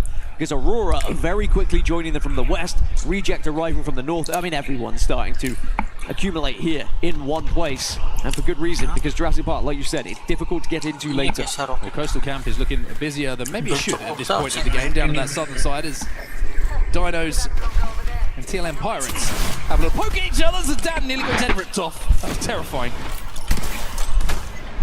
I tell you what, Zidane, it's not going to be Ballistic out of danger just yet. Yeah, Ballistic, something a little bit different.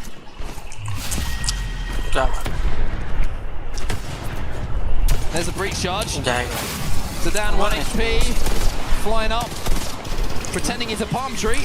J Future on controller, cannot locate him. His teammate, however, Chaos Feelings is going to be able to do so. That's going to be Zidane down, and that is the IG on knocked. So Dino's playing confident going into this last one, and perhaps rightly so, going up against Pirates, who are in last position, only 2 points right now. And it looks like they are going to try and retreat and survive, as Dinos will at least take the minor victory of being able to pick up 1 KP and, of course, gain so much space and looting process along the way. I'd be surprised by seeing that Whistler flying in towards him. Zidane's like, wait, there's a ballistic? I mean, that thing hits for 50 now. It really does do some damage. As TL. I wonder if Zero's thinking it'd be nice to have these zones a little bit later on in the tournament. Yeah. Can we get these during the finals, please? Don't get me wrong, but you'd certainly love them in the finals. They're going to be playing this egg at the moment, which is going to be on the southern side of Jurassic's. Ninjas in Pajamas in problems once again. Trying to move through that tunnel. It looks like they're going to be able to at least pull Kurev out to safety. But Dogwood do get that knock, and you have to wonder if they're going to try and push this one. They've also got Axel, so they've got that Nitro Gate down. They are closing this gap, and Kurev is not going to be able to get healthy. They are zooming. At least they got fences down. They've been able to play this one. Great nade as well. You have to back off. That's just going to allow them to get healthy enough to protect themselves. This is going to bring a lot of attention to the rest of the lobby. It looks like Dog Red are just going to say, all right, we don't need to overcommit to this one. I like the speed of which they did try to engage, but you also have to be smart enough to get out when you realize that it's just not worth your time.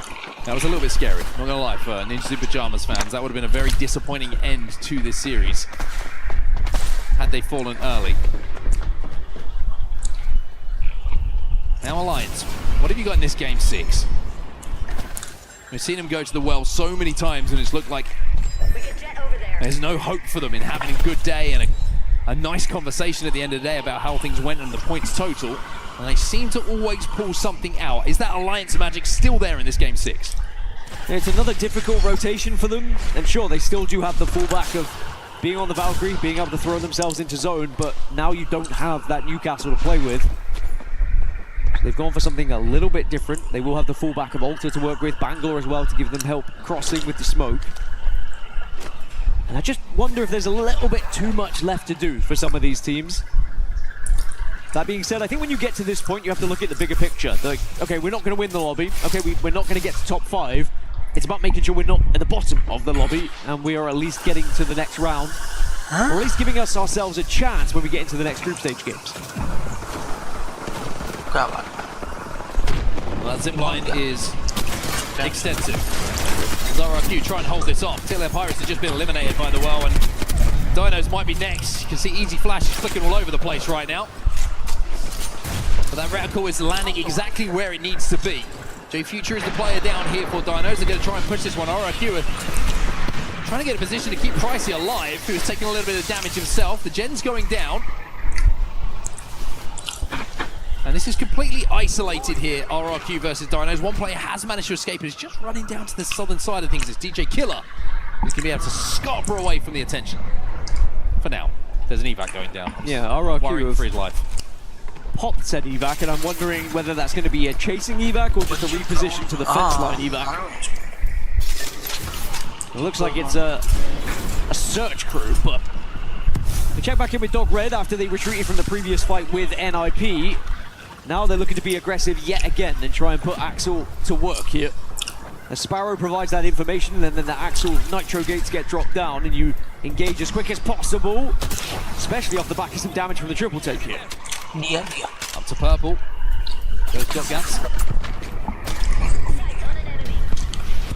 Have the option to have multiple ultimates available. That Stinger Bolt, if they can get it kind of threaded inside of one of those buildings or force Zipline Mafia off this height, it makes it very, very interesting. They've got to be careful though, because Neo are behind them on that high ground and they were not aware of it. They have found themselves in a pinch.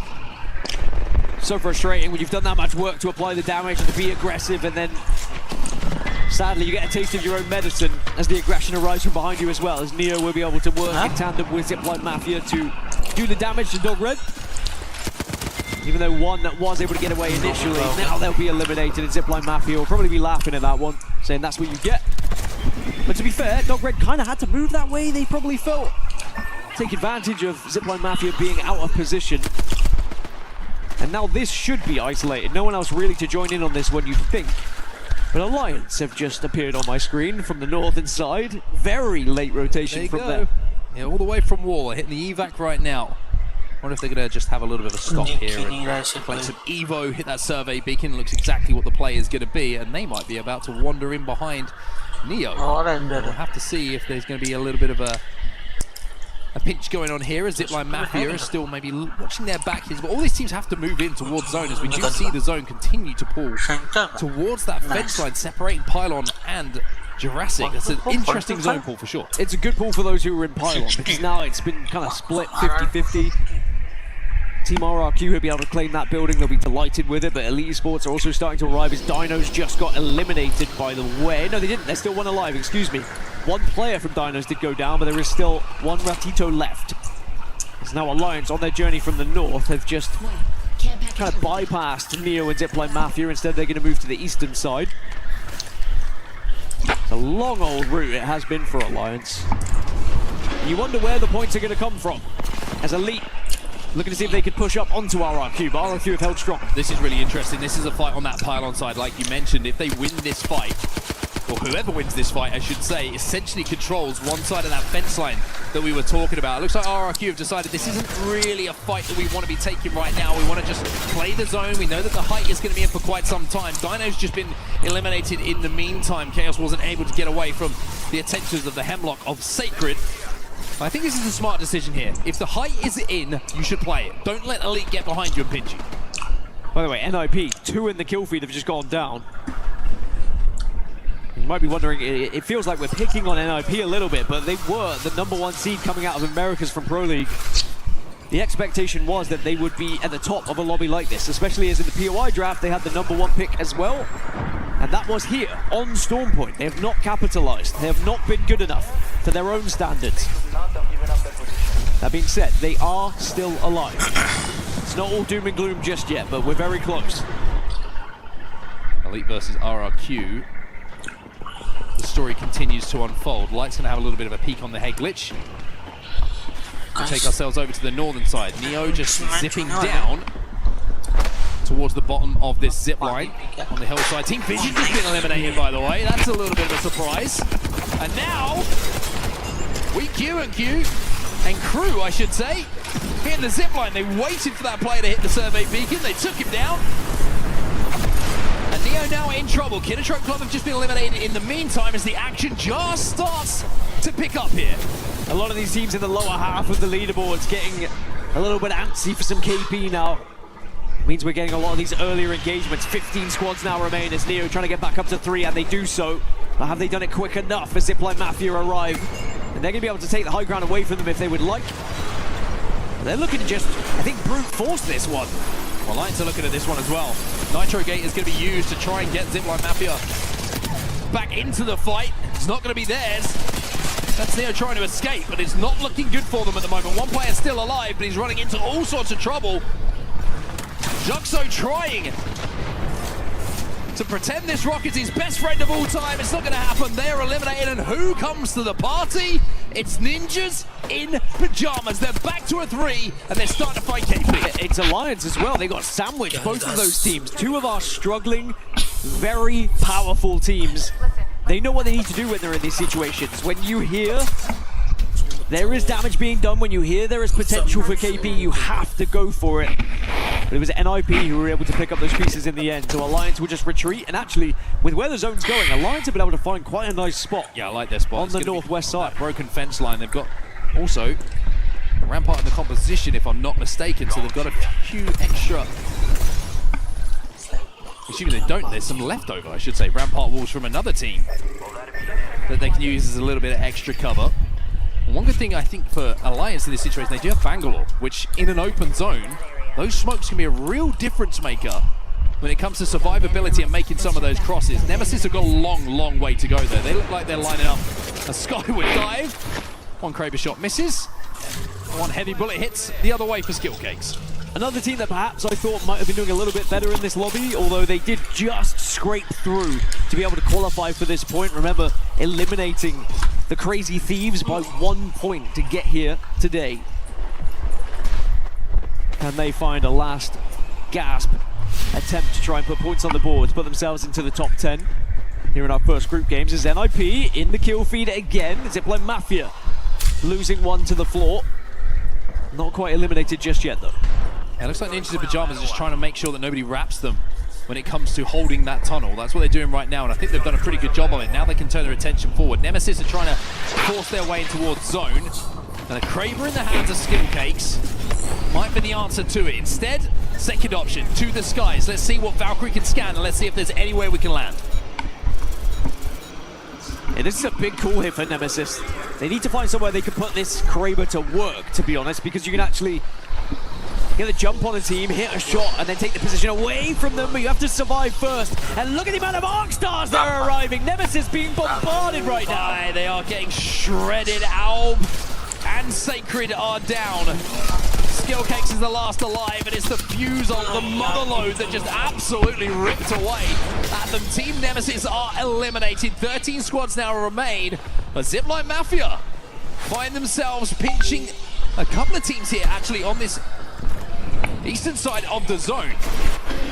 Elite versus RRQ continues, but it looks like it's coming to its culmination as Ninjas in Pajamas have been eliminated off screen.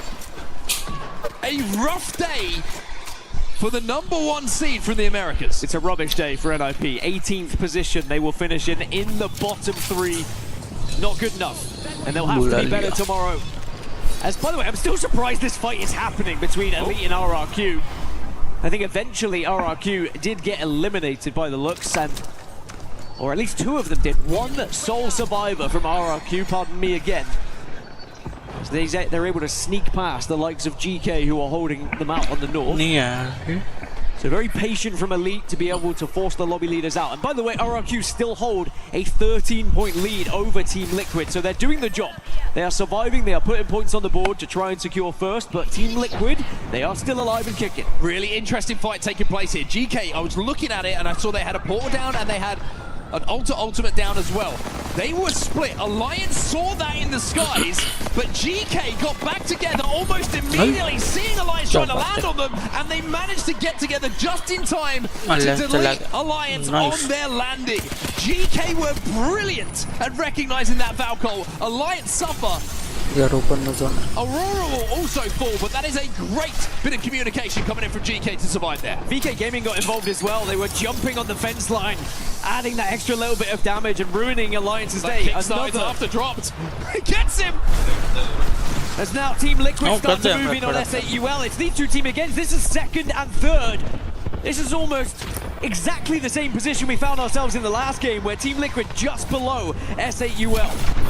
GK Esports have been eliminated, so Alliance landing on them. Even though they win that fight, they're not able to recover in time. It's Light moving in from that final side. Who gets the final knock onto them? S8UL still inside of this building. Liquid on the outside of it. We might see a bit of Aussie on Aussie action if Zero gets involved here. Legacy has that Kraber as well. Puts in the work! No, does not quite. As now Team Liquid down to just 0. Zipline Mafia eliminated, but you're not going to get the chance to stabilize. Our team in 2nd place out at 53 points. S8UL, 4 bullets left here for Legacy. In the big gun. Looking for some angles to see if he can pick someone off. He wants the big shot. He wants to try and break those rampart walls before he lets that Kraber sing. It's E36 who are bundled up behind those walls, and Elite are poking through the fence line to pick up yet more KP. RRQ were eliminated in 1st place, by the way, at 62 points, so that is the chasing total. It's going to be difficult to try and catch it, though. It's going to be Elite or S8UL to have any opportunity to do so. Elite will have the chance to overtake Team Liquid, though. They just need 2 more points. Couple of teams in the skies, one of them Sentinels find a place to play. One team we haven't mentioned in this game who are now involved heavily in the end game are VK Gaming. Out of nowhere have found themselves in a fantastic spot in this end game, and boy did they need it. A win for VK Gaming will send them into the top 10. And when you look at what happened for the likes of NIP, Nemesis, Alliance, VKG do not want to fall victim to exactly the same disappointing day they just had. As S8UL, I tell you what, S8UL have been fantastic today. The way they've been able to dominate positions and not falter when they've been applied pressure from other teams. So good at holding some of these spots. Well, Elite Esports have the cards at the moment. They are holding the majority of them because they control the majority of the fence line on the southern side. That means they can play in and let other teams fight, take care of each other, but when the zone ends, it will be on the opposite side of the fence. And they will have to move. Legacy taking damage on the cross. He gets taken down by the longbow of Synap. And that Kraber will not get put to use. E36 should be wiped. They will. We're down to our last 5 as now Sentinels also involved in this one. Monsoon able to get 1 kill on board. As it looks like RC might be the next team to go. Reject struggling here. Stingable chipping away. Kraber breaking hearts from Light, and it's Elite picking up more KP. S8UL are down as well. As Elite are peeking through the doors and looking for all of the kill points that are available. And if they do get those kill points, they are now 8 behind RRQ. Can Elite steal this right from under the nose of RRQ, who are so far ahead after match 4? But they still need KP. Sentinels now start to move in onto VKG here. Oh, they're making a play here, Sentinels. They want to try and take this fight, eliminate VKG from the lobby, and call this northern side their own, but Blinkzer has gone down. Kassa But the RE45 does enough, and now with Sentinels scarpering, Kassa is chasing, and boy is he taking Sentinels to the cleaners here. VKG, who are not only defending their championship, but defending their spot here so successfully against Sentinels, and they go right back up to it.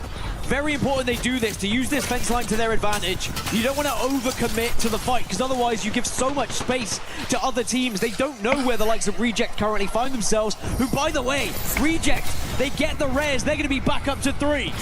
Light's got 7 KP. Elite are on a run here, 3 bullets in the Kraber. VKG not in a great spot, and with a Stinger Bolt forcing them out, VKG are really struggling to survive here. Fun will take one down, QQ's on his back. Elite have not been able to take advantage of their position as much, with Reject now going up to a full 3, by the way. ALGS managed to find one. Sentinels do lose the fight eventually to VKG. But can they get healthy here? Kassa has just been knocked. It's the wingman coming in from Axis from RC. Elite, they close the door and they fence it up and they say, hey, how about you two just fight? We'll watch and we'll clean up whatever happens afterwards. As now Stinger Bolts come out as well. Everyone just trying to make sure that they are not the first to engage, but sadly they're going to be forced into it. My goodness, it's all lining up here for Light. He's only got 2 bullets though. He wants to make the most out of them. RC are trying to fence them in. On RC back to a 3, now become a massive problem. VKG are down to 1, I believe, on that low ground now. And it's going to become a no scope, no problem! As Light finds the head of Axis. Has the drone as well, and it does get eliminated on its way. Elite are slowly being forced into this one, but they really want these two teams to engage. But because both teams have taken so much damage, they're reluctant to move. Look at the fences! The fences are a problem! Now they have to walk through, destroying all these fences. VKG are still alive. Another Kickstart drone goes in. It sends VK into the sky. They'll be eliminated. Elite just looking for targets, looking for bodies, looking for wins. And Elite Esports will take home the final game of the day. And I tell you what, Light, he was feeling lucky in those final moments as he hit that big no-scope. And not only do they take home the final game, they take the series. They overtake RRQ. They have a huge match 6 to send themselves into first place. A 27-point game to win the series, to rip it right away from RRQ. And considering there was, at one point, a 20-plus point gap between RRQ and the rest of the lobby, somehow, someway, they do not go on to win this series. And instead, it is Amir who stands strong. Signs of life from VKG in that game. Yes. But the story is Amir on top. And Light and the boys put it together in that final game. Biding their time, and then the no-scope that will be remembered. The flick, the headshot. And that just allowed them the space that they needed to capitalize those final moments. We'll see it again in a few seconds' time. But boy, does the Kraber make a difference. And I think when we panned out into a third-person point of view, I think he did it again. I think he hit another no-scope because they really were. This was the first one. Headshot, by the way. Beautiful. But they got Axis back up. RC were able to get back up to a full 3, and then we panned out. And I saw again in the kill feed, it was another Kraber shot. But it was the patience from Elite. Do you know how tempting it is after hitting a Kraber shot just to be like, screw it, let's send it, let's go. We can win this game. We've got the damage, we've got the weapons, we've got the players. But they waited it out. And by doing so, they get those extra points on the board and they put themselves in first place for the series. Yeah, really impressive stuff in the final moments. And across all 6 games, 65 points on the board, like you say, means that Elite Esports will be top of the pile in Group C versus D in our group stages, and will be feeling very, very good about proceedings and how things went. They also did pretty well tonight.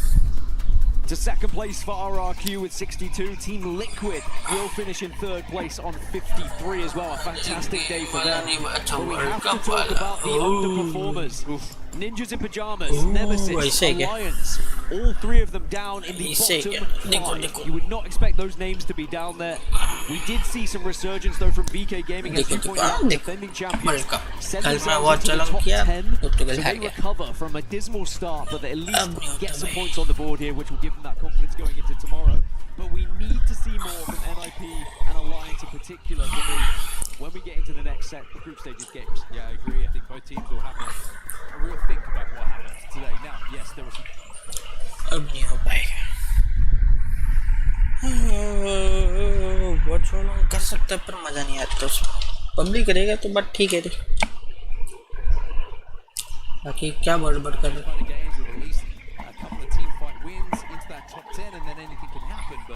Things just not clicking for a couple of teams here on the first day. But if we know anything about that lineup that you can see on your screen right now, they will come back stronger tomorrow. They will come back with a game plan. They will work tirelessly into tomorrow. It's something to talk about. And they always do. And that's the thing. They are one of the best teams in the world. Now, speaking of best teams in the world, we have one of the best IGLs in the world, or maybe actually it might be Panic. I don't know. We've got someone from Liquid on the stage with Barney Buck. Take it away.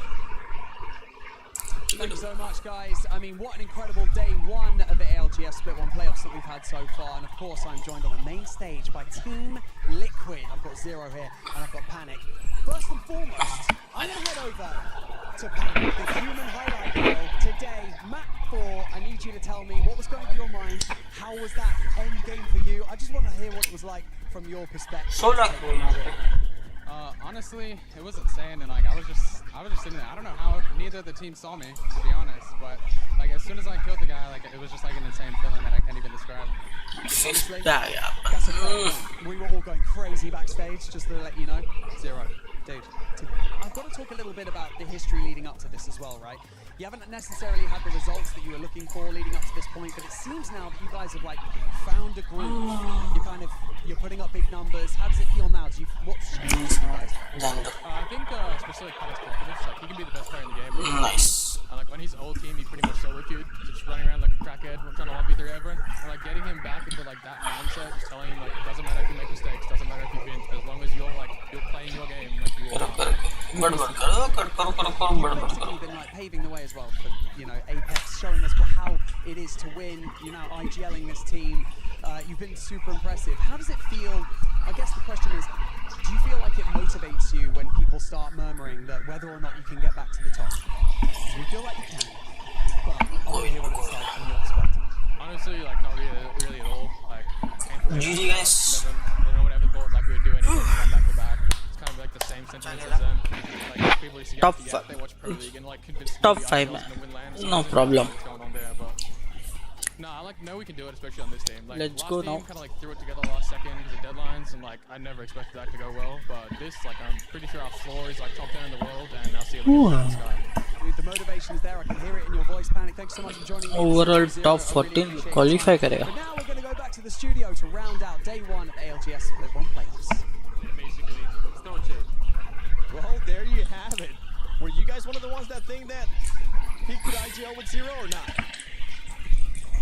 Yeah, I mean, if we're talking about with Panic, I think, or are we talking about with the what he just mentioned, yeah, I mean, we'll see. It's Naughty's first event IGLing on LAN, and they had some really good online Pro League results, but that does not transfer over every time, so it'll be very interesting when the pressure's on in a whole different environment. I think Naughty can handle it. I like the way he plays. He plays without fear, which is what you need at these big events, so I think that's the benefit they have. But until times, I understand the Zero, and I love the shots. I love it. Honestly, you can now see like the faith that Zero has in Panic, which is a really good thing to see because over the course of I guess a couple of games, it has been a little bit difficult for them to sort of gel together. But now hearing him say it and seeing that he's kind of like let Panic free, like this little butterfly I drew of Panic. So that was match number 4, and he was floating around in the sky. So I decided to qualification भी दिखा रही. Okay, fair enough. नहीं यार कोई all over देखने का मेरे को. Chicken and then Panic in a butterfly. I worked really hard. I like it. Now we were talking before we actually came on how Team Liquid, this has been one of their best series, grateful. And did you feel that way as well? Yeah, I mean, I said it already after seeing that game 1. Like you could see a different fire behind them that like people were just been missing from them, and it really showcased that once they stepped on the paddle, they just never let go. Really. 7 दिन बाद Dota live चल रहा है. He could be the best player in the world as long as he wants to be it. Like what better way is it, especially from somebody who's won LAN several times. think we can talk about that team over and over again, but one team that we definitely need to talk about is Elite. I mean, getting 2 wins. Yeah, that's impressive. This is the absolute craziest part, because I think everybody in EMEA knows how good they are, and now they're showcasing it on the world stage. They really have been like showcasing over and over and how really strong, both Kinda and Henchman. I feel like Henchman is mostly slept on rather than Kinda, because Kinda has a little bit more showcase overall. But live, that gelling from him that came pretty much straight out of, like, not from out of nowhere, but has been working his way steadily up now to the world stage and just still performing to this level is just phenomenal. We could say Elite is Elite then, huh? Well, you see him step out of that gate though with the fences, 2 teams on either side. Like that's insanity. And like it got 7 kills upon going into that section. It was great to just watch the replay there because we didn't really get to capture what they'd done before that moment. But I was like, that's just walking straight into a death trap, and they were just like, shoot this side, shoot that side, win.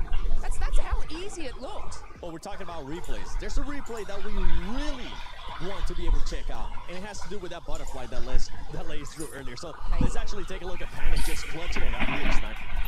I mean, this one was phenomenal as well. This was the vision of the 1v3 here still. So we can kind of come back. There's just the one clip, and then the Ultra Q. It'll be after this one. But this was the big one. You have RQ that was in a fight, and then you have Liquid, which was in a fight, and you can see him in the back. So Liquid just got done with the fight. Panic was on top of the lift. ले लो मेरे को अपन गाड़ी बहुत अच्छा चलाते हैं Sponsor कर लो. Right when this fight went down, and then he just lets them go. He just lets them take the fight, and then just cleans it up with a nice little win there. And yeah, we saw he was a butterfly up in the sky. He evolved and took out the win. Which yeah, we were all in the green room and just screaming at the top of our lungs. I straight up just jumped out of my seat and just couldn't believe it. Play the event for sure. I mean, I think the biggest part, it's so hard to capture everything, right? But the moment is that they actually fought on that cannon and they. चलो guys, चलो भाई ये सब हाँ ये भाई कौन बोला चलो गाइस हाँ पहुंचते वाला Mag, that player pretty much clutched up a lot of points for them as they do end up the day in 3rd place with 53 points. You can see Elite Esports right there with 65. Nice. And as the casters were saying, Onset and Dan, RQ at one point did have a 20-point lead. Yeah, it's nice. Yeah, I mean, we have to talk about this RQ team because a lot of times that, Strafing Flame and his squad have come to these events, their group stages have been pretty abysmal. Their past many events, honestly, leading up to about the past year and a half. And for them to come out and have a very strong first series with 62 points, because, regardless of getting first, second, we're not doing the normal 12 points, 9 points, whatever. Your total carries over, and that's what's going to get you into the top 14 to make you into the grand finals. So 62 points, they got second in this lobby. Pretty sure that puts them at second overall in total points, because 62 is more than the first place had in the very first series, A versus B. So it's impressive for them. Awesome momentum, and we'll see if they can continue, because they're a force to be reckoned with, it looks like. Yeah, and a force to be reckoned with. Those teams definitely in the first page. Now in the second page, we're looking at some surprising names too. You got NIP, you got Alliance, a team that has been able to win. I know they don't have Effect anymore, but they have been able to win at EWC anymore. How are you feeling about those squads? I mean, they still came in strong. Like, Alliance still came in strong in Pro League despite of having Effect off of the roster. And then NIP dominated NA, right? And then they came in a little bit weak from now. And as you said, like, okay, Nemesis, I feel like it's a harder call team, let's be honest. They could smash it or they could get smashed. Now, they got hit pretty hard. But I would say overall, though, one day, like, we used to have several days because of the amount of games we played in groups and everywhere, upper and lower. Now it's one day. If you're not making that, you're going to be in Survivors round. You definitely want to avoid that. All of these teams we saw previously are feeling pretty comfortable. Yeah, I think the biggest surprise in this lobby is not the teams that placed at the top. It's the teams that placed in the bottom 10.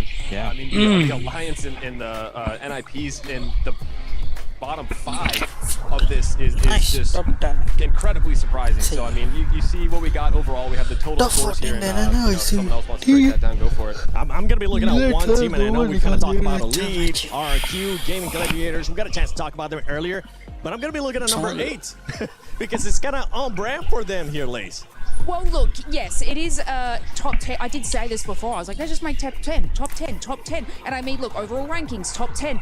They did really sort of, I guess, had a little bit more cohesion in those last couple of games. I remember, I think it was like one of the final ones on Storm Point. I mean, their positioning down on low ground was a bit questionable, but look, they still powered through, and you know, that was when like Team Liquid sort of got out. So that's where they're making up their points. And I mean, देख लिया overall points भी. चलो अब बंद करते तो फिर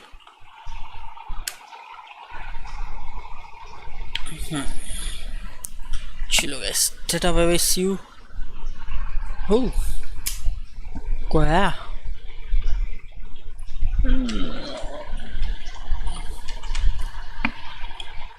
let's go. 7 like guys, 10 like तक पहुंचोगे. 10 लाइक तक पहुंचोगे. 10 लाइक तक पहुंचोगे.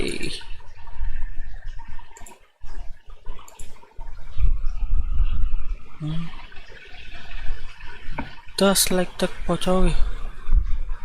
चैट ए भाई, ए भाई, हाँ देख देख लाडले, देख चैट के लिए भी दिया है. लाडले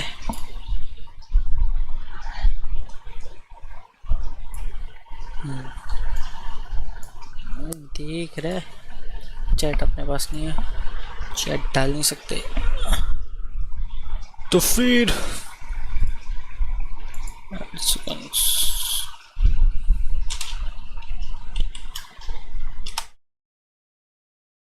हाँ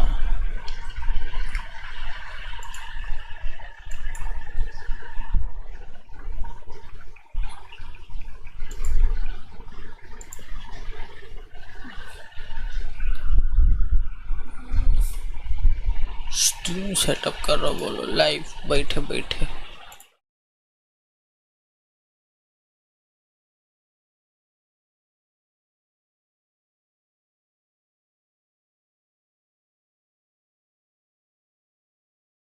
जल्दी नहीं भाई, स्ट्रीम सेटअप कर लेते. सॉरी.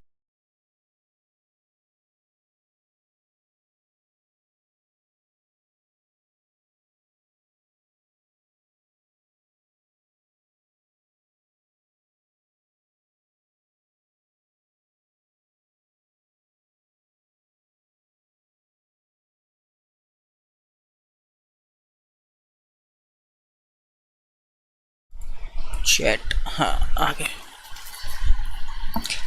तो गाइस बताव क्या हालचाल. इट्स ट्रू, बात तो सही है. गेम चालू करो.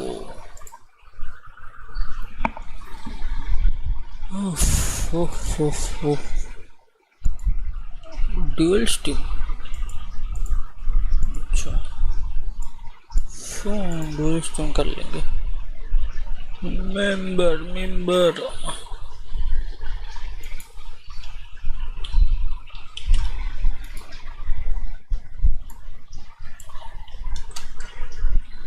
बारस.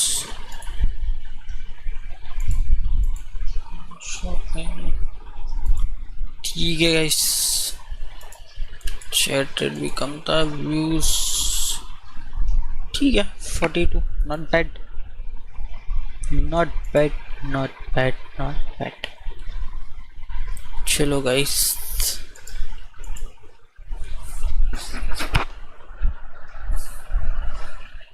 मिलते. Tata bye bye, good night, peace out.